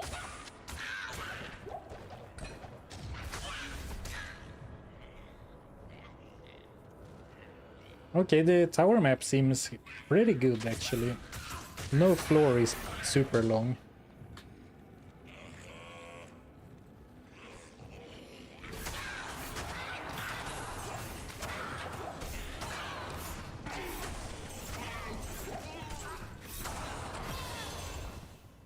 Ding.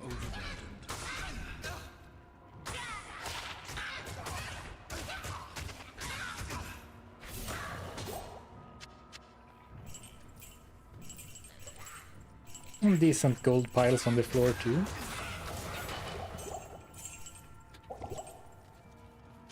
I can't carry anymore.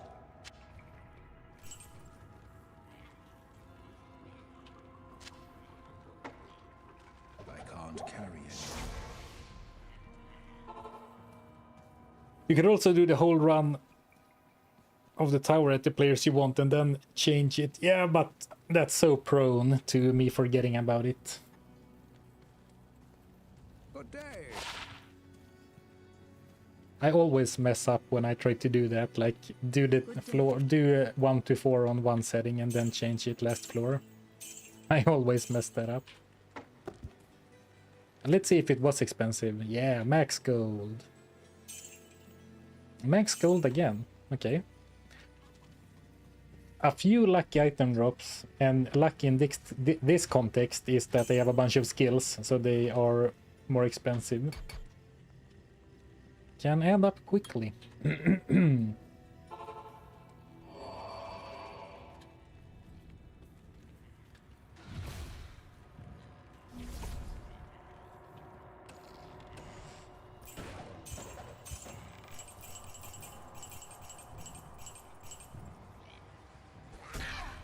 Okay, let's see what we get for our first rune. So we want Amn, right?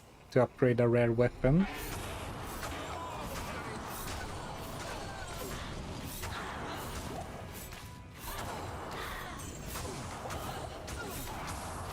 And I think a Shale rune. Oh, Io. That's kind of funny. Io is the highest rune from the Countess's special rune drop. She can drop higher from her normal drop pool, but from the special rune drop, Io is the highest. And most of the time, Io is exactly the rune you want to make something like Bulwark or Cure. But this time, it's pretty much useless. Order welcomes you. Well, it's 13.7k, so it's almost one halberd gamble. Well, sometimes it simply plays out that way.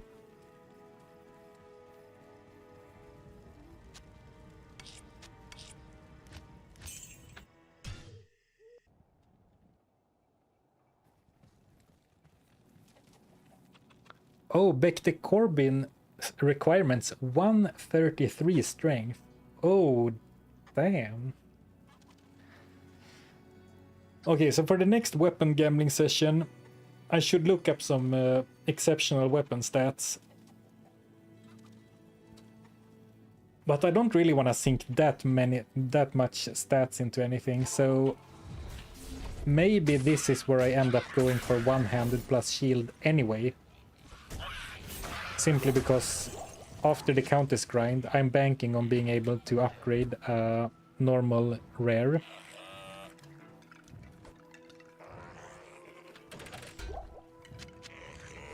Levitation Mastery. Yeah, but at my current level, it's only minus 10%, so it would still be like 120 strength.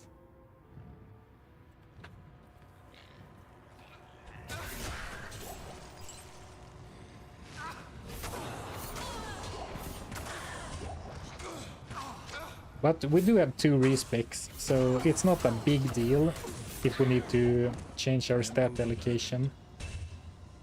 But it's like I'm not really looking to dump that much into strength. I'm already thinking that my life pool is looking a little bit thin or a little bit small.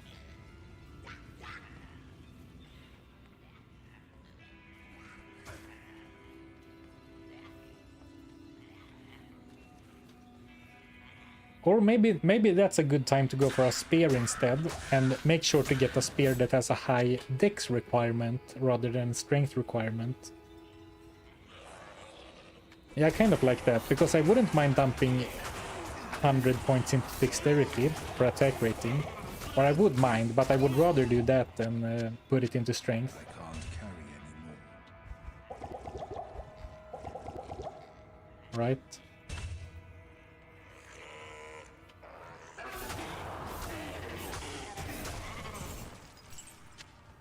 Strength is damage though. It is, but it's 1% off weapon ED per strength point. Which actually might not be terrible, because cleave... Oh, a max cleave actually has 255 ED now, okay. Last time I checked... Oh, it has 10% per hex purge level, okay. Because last time I checked, it had like 100 ED. So then it would be a pretty meaningful like difference. But now, going from like 300 to 400, I mean, it matters, but it's not like, whoa.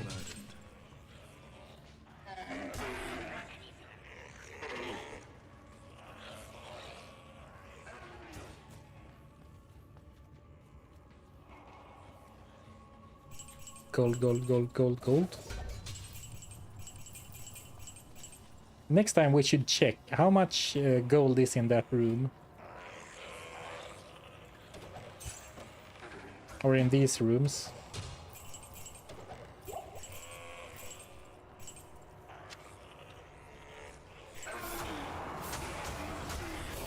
I mean, it's less than 12,000, but I don't know how much gold I had before I went into the first room.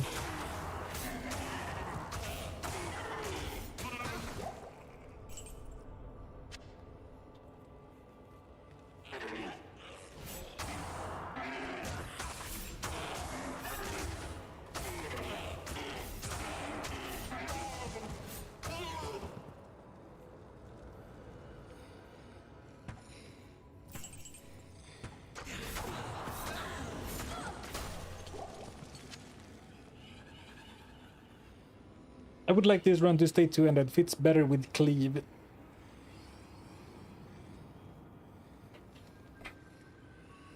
I mean, right now, resistances are looking good.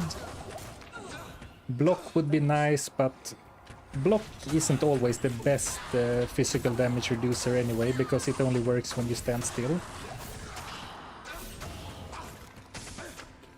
Or when you're walking, I guess. At least at full power.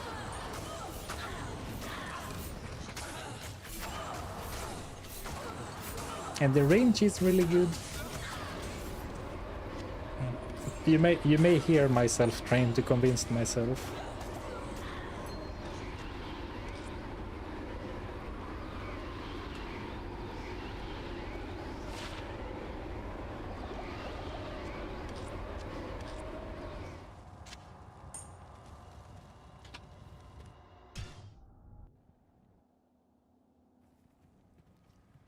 Yes? Yes? And it is undeniable that two-handers have good damage.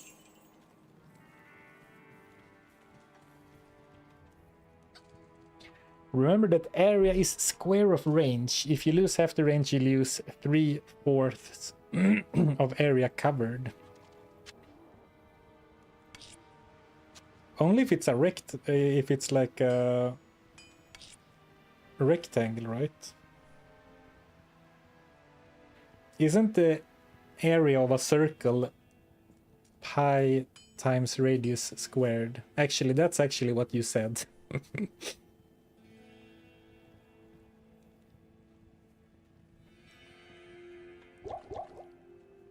Math in my Diablo stream. 200k again.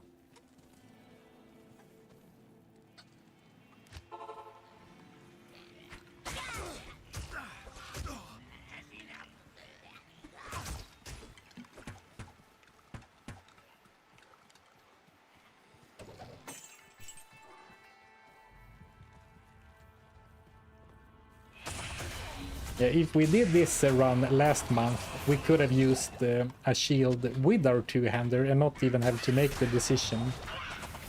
But as of the latest update, you can now only two-hand plus a book, or like one-hand two-hander with a book.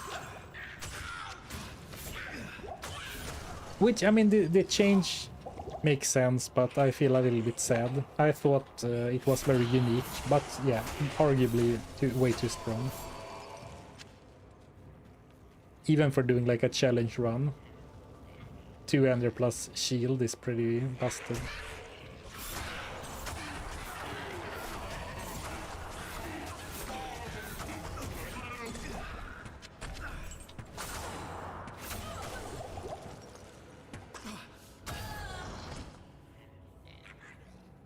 $200k, that's 19 shitty belts and one good one that you are not selling anyway.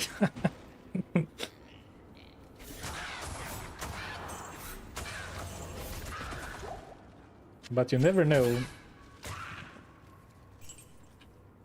Might gamble on the fact that I will remember it.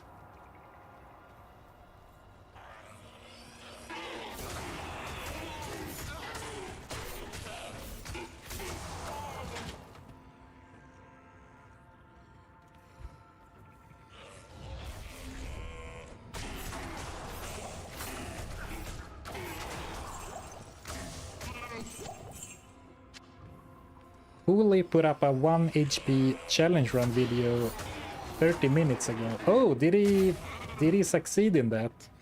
I know he was streaming it like weeks ago. Well, big props to him if he managed to do it.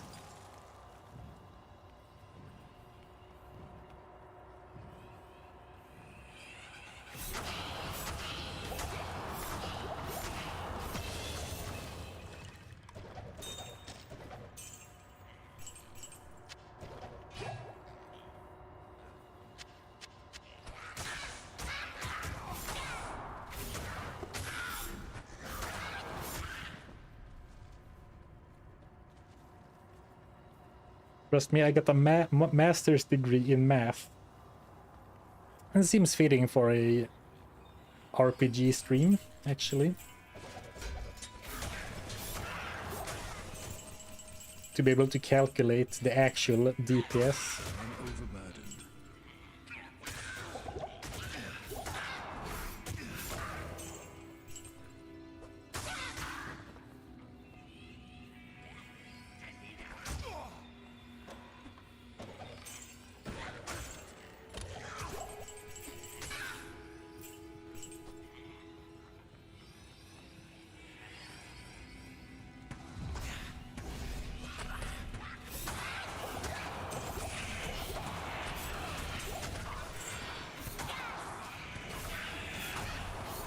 No! I was reading chat and Ilsan got ambushed.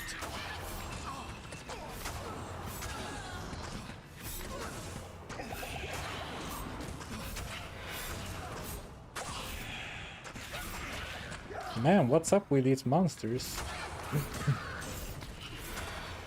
It was going so incredibly well in normal, but now that enemies actually dish out some damage, I'm not feeling that confident anymore, to be quite honest.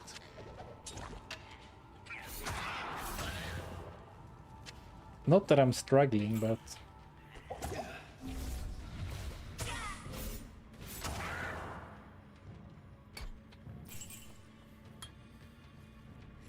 Oh, level 41.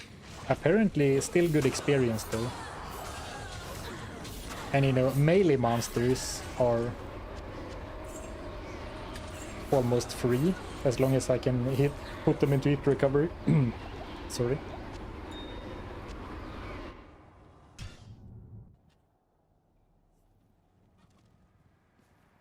Stay a while and listen. Hello. 750, thanks.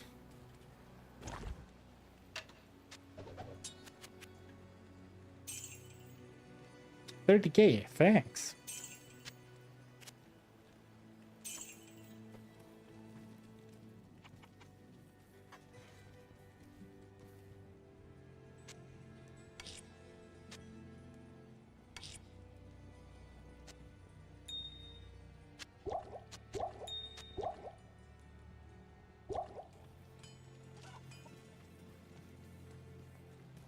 Guess Sarfen doesn't like imbue money. I missed a circlet that you wanted me to save until we rescue the Horadic Malus. Yes? Alright, alright.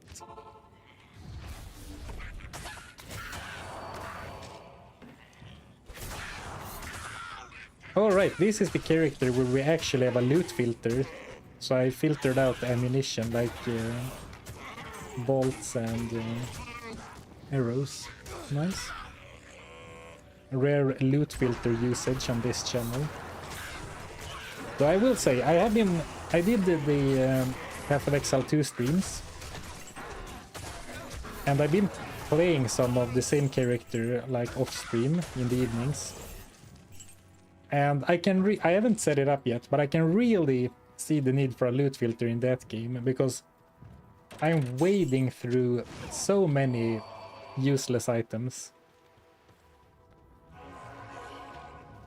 And like there's so many more items dropping in that game, and a lot of them are, you know, simply not usable to my character. Because they're like, oh, requires 100 strength, and I basically only have intelligence.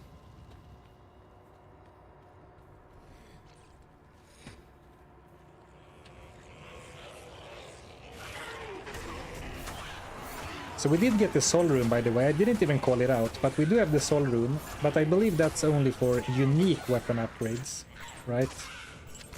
I think rare weapons is Am, and then I think rare armor is Shale.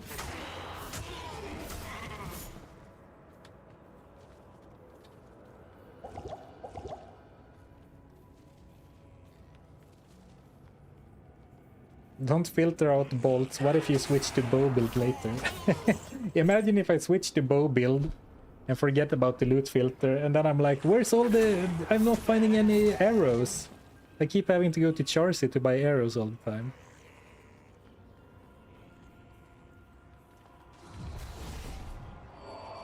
Talking about PoE2 and gambling, did you ever check the jewelers tab of Finn or other gamble merchants?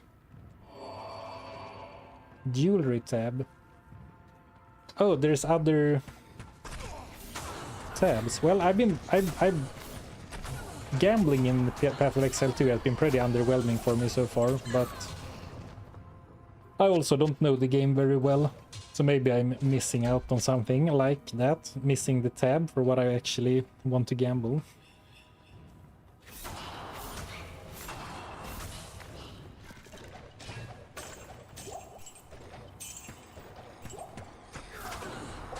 Wasn't it... Oh, I mean, I don't mean upgrading exceptional to elite. I'm meaning upgrading normal to exceptional. So like the pulse and lems and stuff, those are for elite upgrades. I was talking about exceptional upgrades.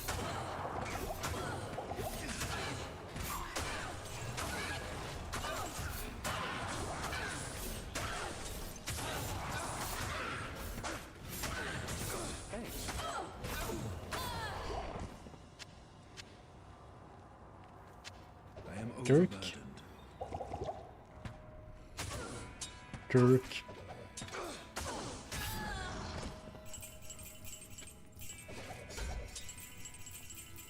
Well, here's your circlet. Too bad it's socketed. You can't imbue socketed.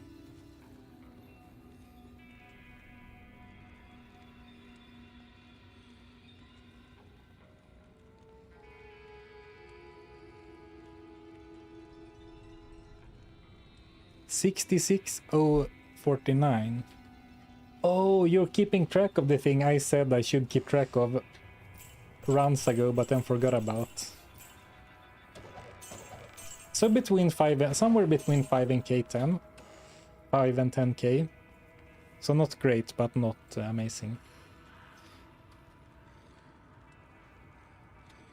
I'm going into the rooms anyway, so might as well pick it up.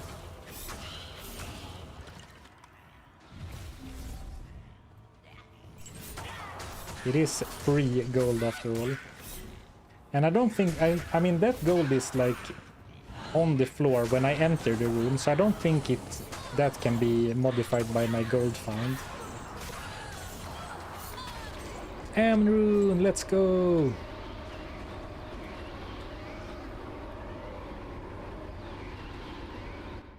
Nice, that's the one I wanted the most. Because now we have Amn and Ort, I think it was, and then we need Perfect Sapphire. So we have to do some gem shrine hunting. Good to see you.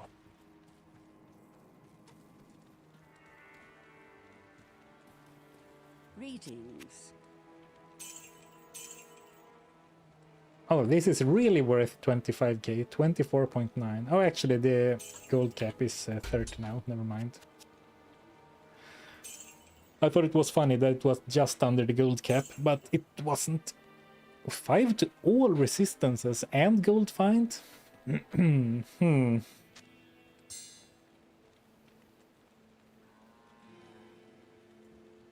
to all resistances. It's gonna be hard to find a spot for it, but maybe.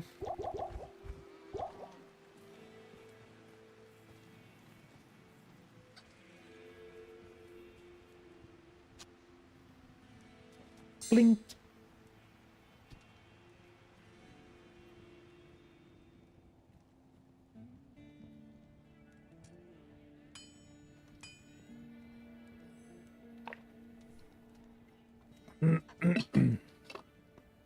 I mean, if it had some other stuff instead of energy and mana, it's a pretty cool looking jewel.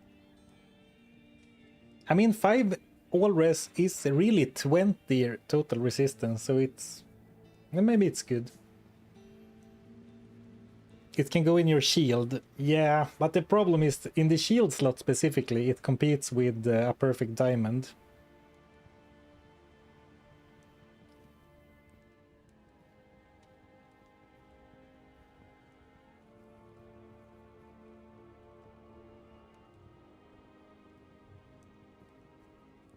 Oh my goodness, Surf and the Loot Goblin, the Loot Robot almost showed some emotion.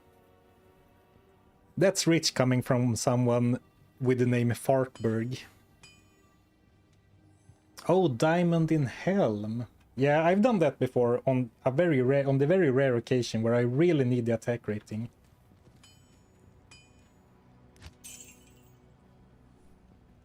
But it also competes with 30 lightning res, 30 cold res, 30 fire res, and 7 damage reduction.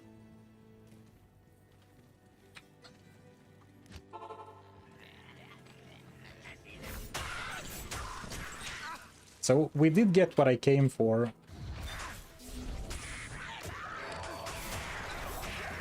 So now we need to think, what should we do next?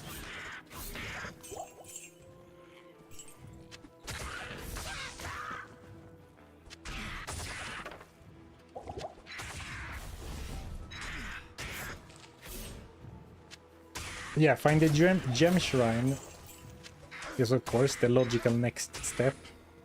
But are we really looking to upgrade this particular weapon?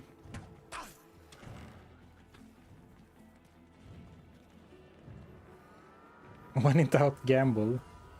I mean, I do have a few 100k again.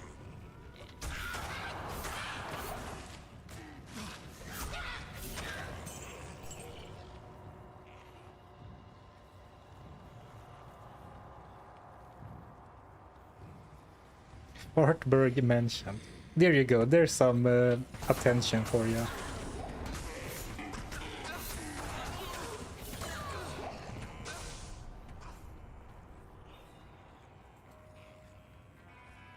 Where did you cheat that circlet from? We're talking about this? That's not even that good. I'm not a druid, right? If I cheated an item in, it would have been the boots.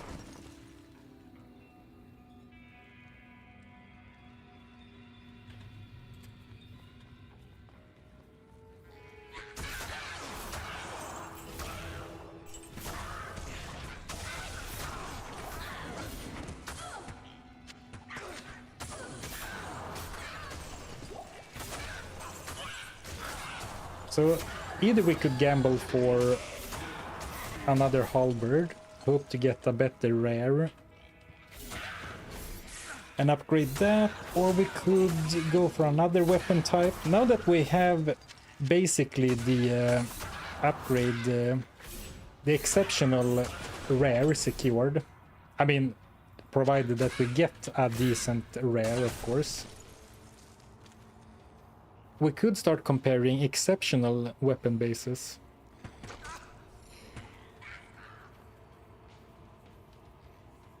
When deciding what to gamble, I mean. Like during the last stream, someone talked about gambling for a scythe because the exceptional and elite versions are so good. And at that point I dismissed it because, you know, the scythe is kind of whatever. But now we can guarantee a whatever the exceptional version is. Like Treasure Light. Another level 2.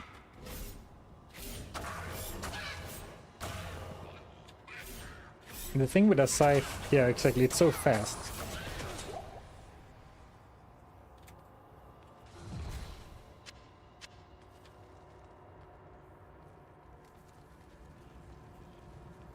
Yeah, I can pick up can pick up everything and sell. The only thing is that I can only wear items I gamble. But I do trade without restriction.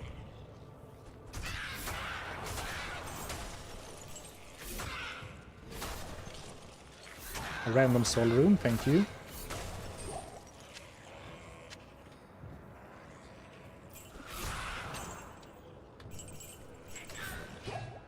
Oh, did you see that? Eldritch Blast killed the elite because he died before I swung my battle axe or my halberd.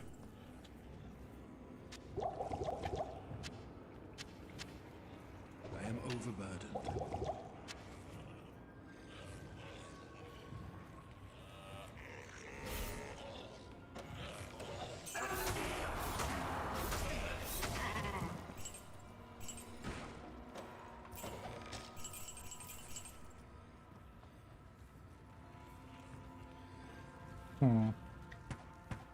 I don't think it matters where I put my stats, because if we're going for any exceptional weapon, the way I've been allocating my stats, it's quite likely that I will have to respec to use like the next tier of weaponry anyway. Just as I say that, I read Madman's message. Battle Scythe will be 74 strength and 74 dex, which I could have reached if I was a bit more, how do you say, into the future looking, had a bit more foresight.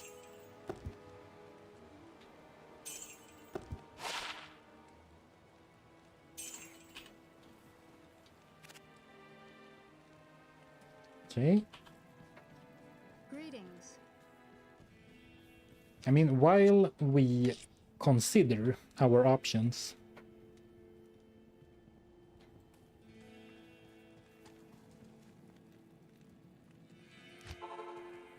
I can look for a shrine.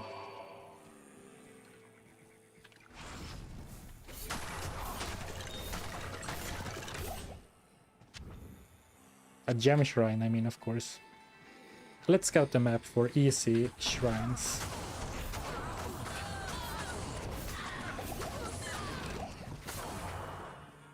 So there's one here.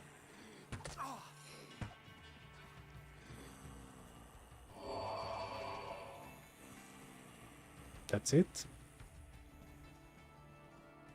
I of course want only ones close to the waypoint.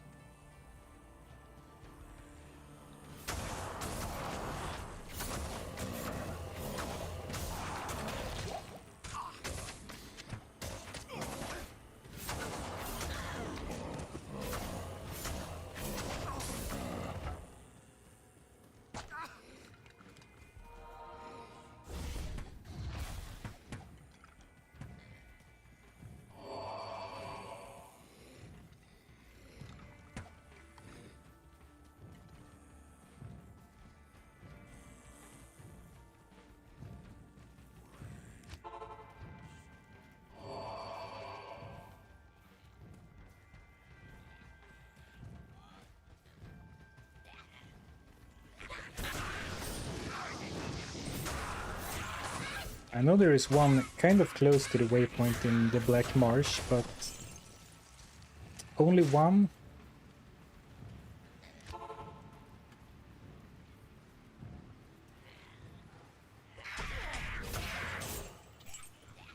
It is really close though, so it'll be quick resets.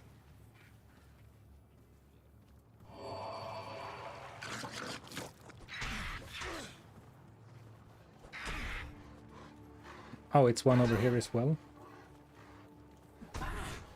Oh, that's a health shrine. And in case you didn't know, a health shrine can't be like a gem shrine or a combat shrine or whatever.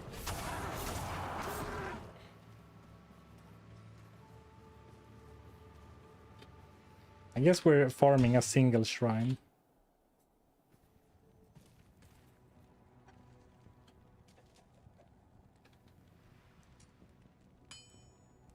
Now it is a sapphire, right? I didn't check myself, but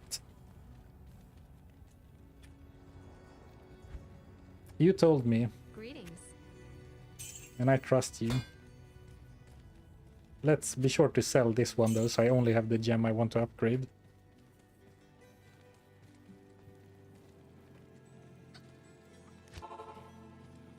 Yeah, so the position stays like in single player, so you have the shrine here, but health shrines are in their own pool, and I'm not sure if there is anything else in that pool.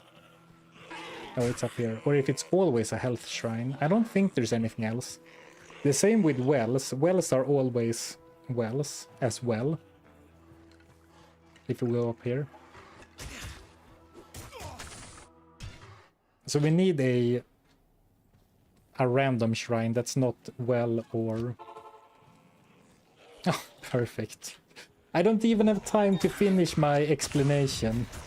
It's that easy.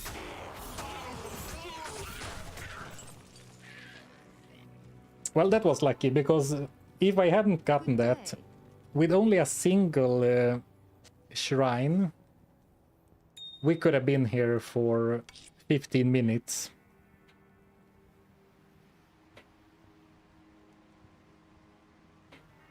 Brandystock Warfork.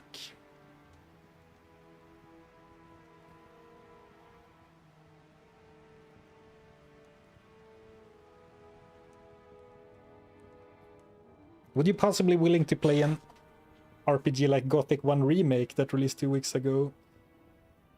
Would really like to see playthrough something like that.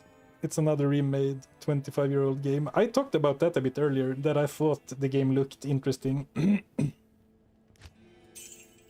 We'll see. Oh, by the way, now it's a good time to mention. I will take a pretty long break over summer. Well, I won't be streaming for like 4 weeks, maybe more. Starting in a few weeks. And also, I won't be streaming on Friday, because it's Swedish midsummer celebrations. And then next week I'm gone for a few days. So after this stream, it's gonna be like a 10-day stream break. And then later, it'll be a longer break for summer. So I'm hoping to finish this run before I take the long break. And then I don't have anything planned after that. You know what? We'll allow it. Oof. Thank you.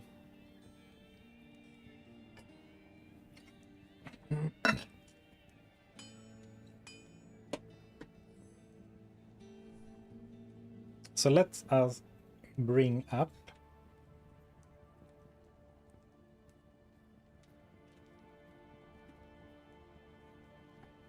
okay, here it is. Oh, actually, let me bring you into this thing. How do I do this? Here we go. So, exceptional spears. 23 war spear, low average damage, pretty fast. Warfork, higher damage, faster.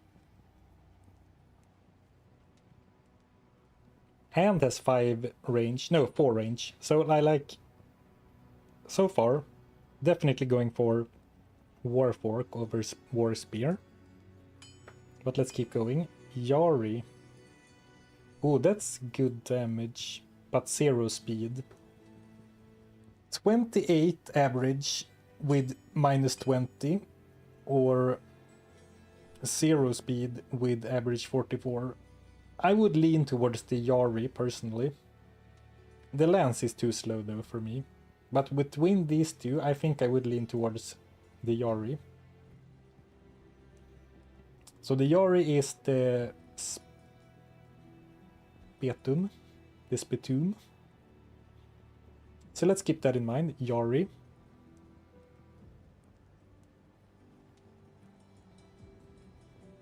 Am I blind? Oh, here. So for exceptional polearms. Oh, Battle Scythe has a range of 1.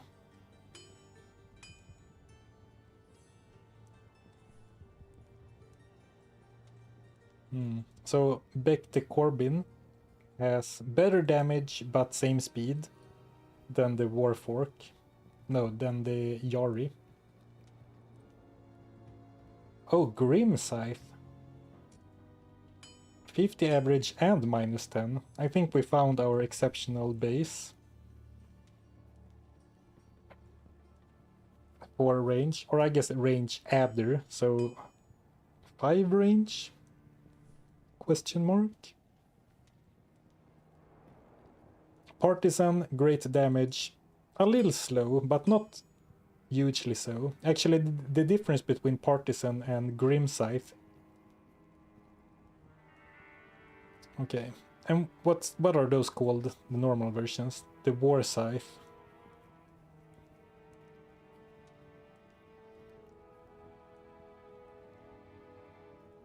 And the Spetun. The Spetun.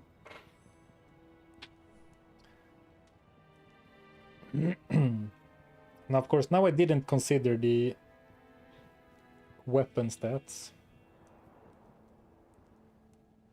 But I think War Scythe sounds pretty good.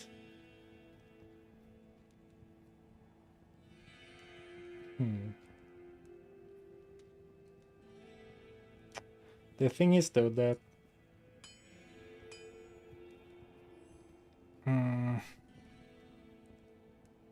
yeah, I think let's go for War Scythes and upgrade them to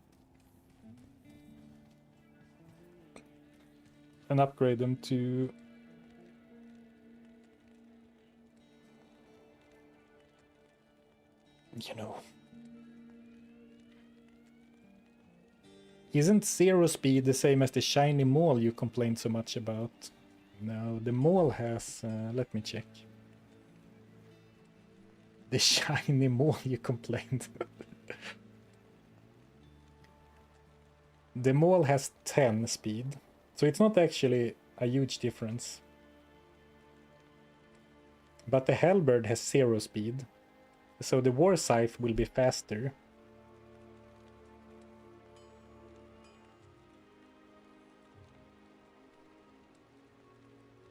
Okay, let's go for Grim Scythe and not spend more time min-maxing. Let's just gamble. I mean, if we get a good rare, I think the base item matters a little bit less. Grim Scythe will be really high. What? Did I look up the wrong item? Oh, I did. 140, 140. Okay. It's... Okay, I was looking at the War Scythe. So Grim Scythe will have 140, 140. That's kind of high. Back to square one. We could also, since we are going to likely have to respec for stats anyway, we could then go max levitation mastery to reduce that.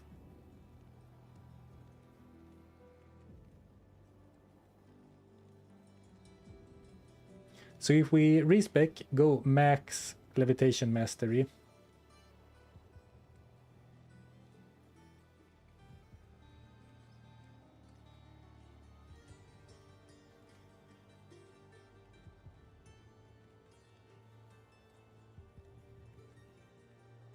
Or it's the spear.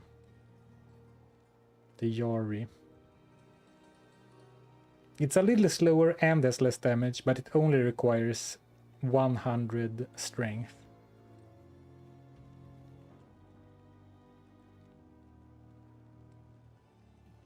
And then fail to gamble anything good. Yeah, watch me contemplate this for 20 minutes. And then gamble magic pole arms with 2 ED.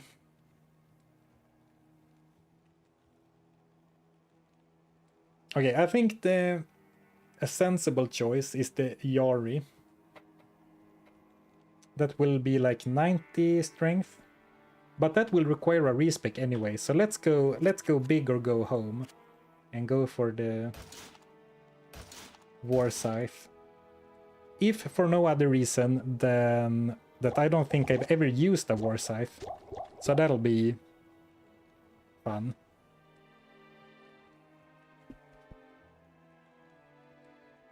So we need ED. Basically, we only care about damage, right? More or less.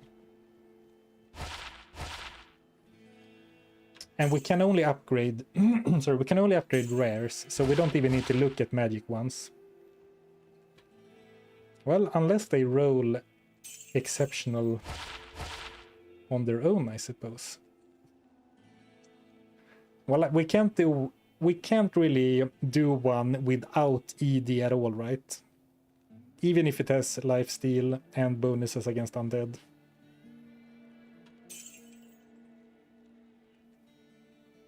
Nah. Oh, here we go. Oh, this looks beautiful. 92 ED, 100 attack rating. Nice. Thank you. Thank you, Gheed. I appreciate it.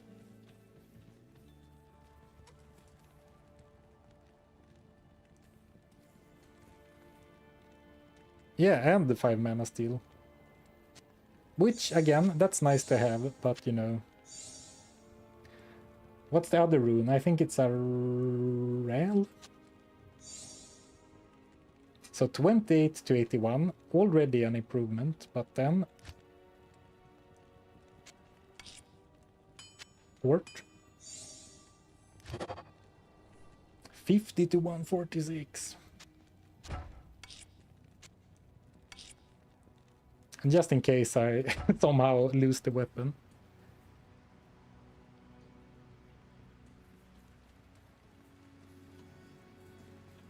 Oh, I've put some points into energy. Are you sure? Are you trolling me? Greetings. You were trolling me. Okay, let's go max levitation mastery. Max cleave. For a while now.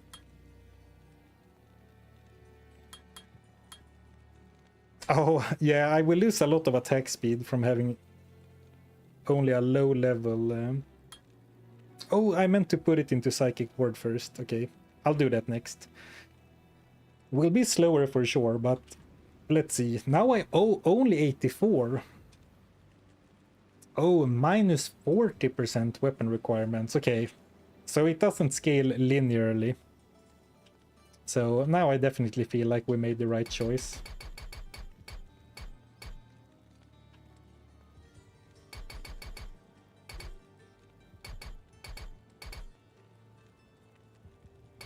Where does the 5 strength come from? I don't wanna lose it. Oh, perfect. 4 strength comes from this charm, and I'm never removing this charm because 19 lightning resist. So that's all we need. Nice. And then I think we can safely dump the rest into vitality. Oh, not even 400 life. Whoops.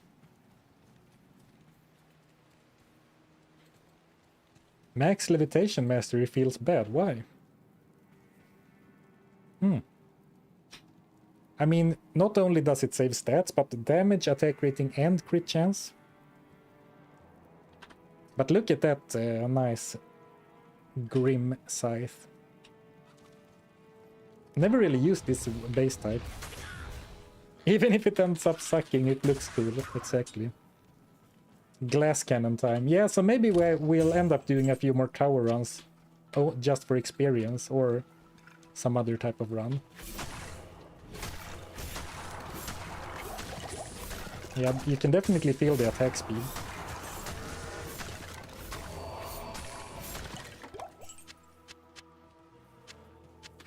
And this is with very low level Hex Purge, by the way. So I'll be getting like at least 10 more skill attack speed from that. I would be down to socketing this, actually, if it speeds up Nightmare and a bit into Hell even, maybe.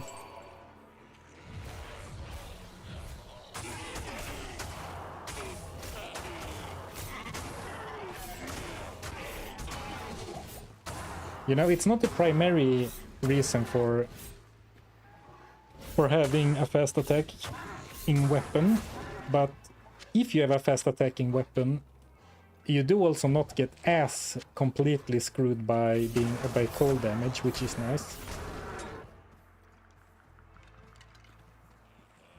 Yeah, I like this. It looks like it looks like this weapon fits really well for the swiping motion of Cleave, right?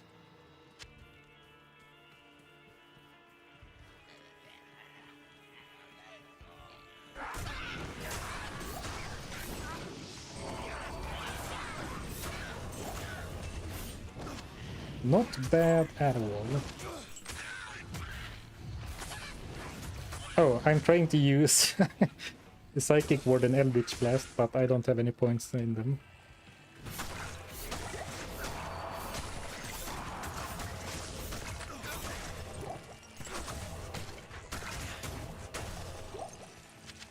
So next time, maybe a few levels of experience farming, or going to the catacombs and farm experience there.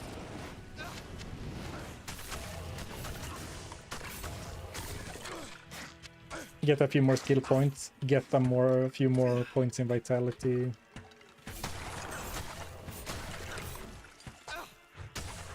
Anyway, I'm really happy that the Scythe gamble side quest paid off.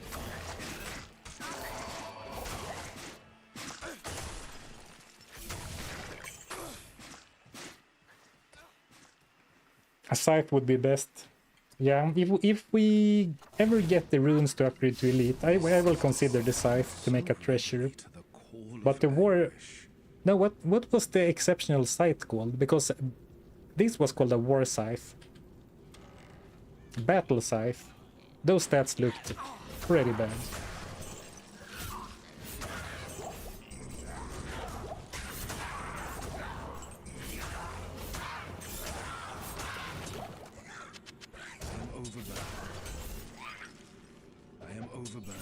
I would use Hex Siphon because it looks better, not gonna lie. I don't think I've ever seen Hex Siphon, because on my first Warlock I didn't even put 1 point into it. Because I was like, why do I need life and mana after each kill? That's it. It's not all it does, but basically.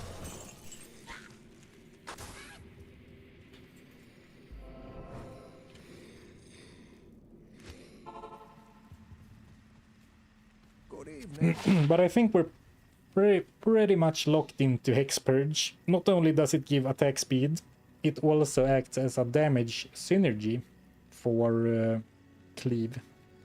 So I don't think we can go for another Hex than Purge.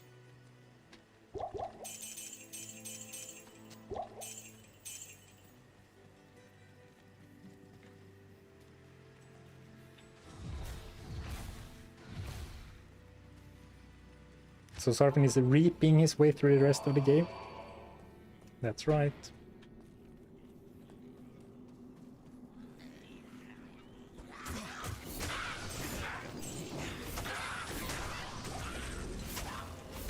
Yeah, so we farmed the counters for runes. an M rune specifically. Then we farmed gem shrines to upgrade a flawless sapphire to perfect. Then we gambled a war scythe and upgraded it to exceptional. That's how we got this beast of a weapon.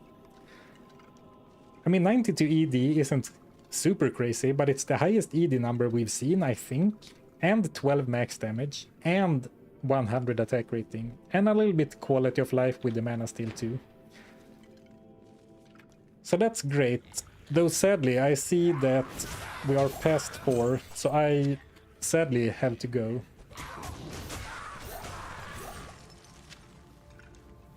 But it's so nice swiping entire groups of monsters like that. And we still have the great range of the halberd. Halberd. Greetings. You are so downplaying the mana leech. Well, I mean, potions are cheap and in infinite supply. So as far as I'm concerned, it is really a quality of life thing. I mean, I appreciate it, don't get me wrong.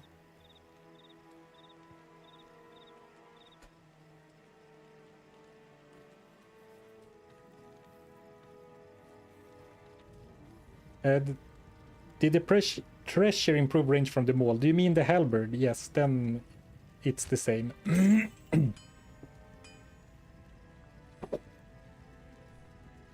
A socket with shale and life is beautiful.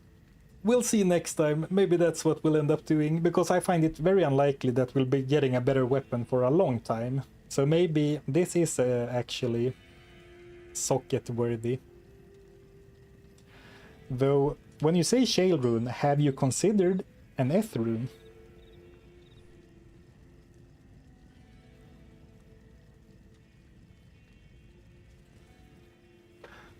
Alright, I need to go. But thanks everyone for hanging out today. Great progress. We only beat Act 5 and like halfway through Act 1 normal, but I think item-wise, this is okay. This is pretty damn good. And this is, of course, super nice. Great gamble. Maybe a cheeky bear rune for Crushing Blow. If we find a bear rune, I will put it in my weapon for Crushing Blow. For content. Alright. Thanks for the stream that lived up to the title. Last stream, these two. This stream, this and this. Mainly this. What will he find the next time? Gambling a unique, maybe? Alright, have a nice rest of your week, everyone. And again, I won't be streaming on Friday or like Monday, and potentially not even Wednesday next week. So it'll be a bit of a break. But yeah, have a nice rest of your day. Bye bye.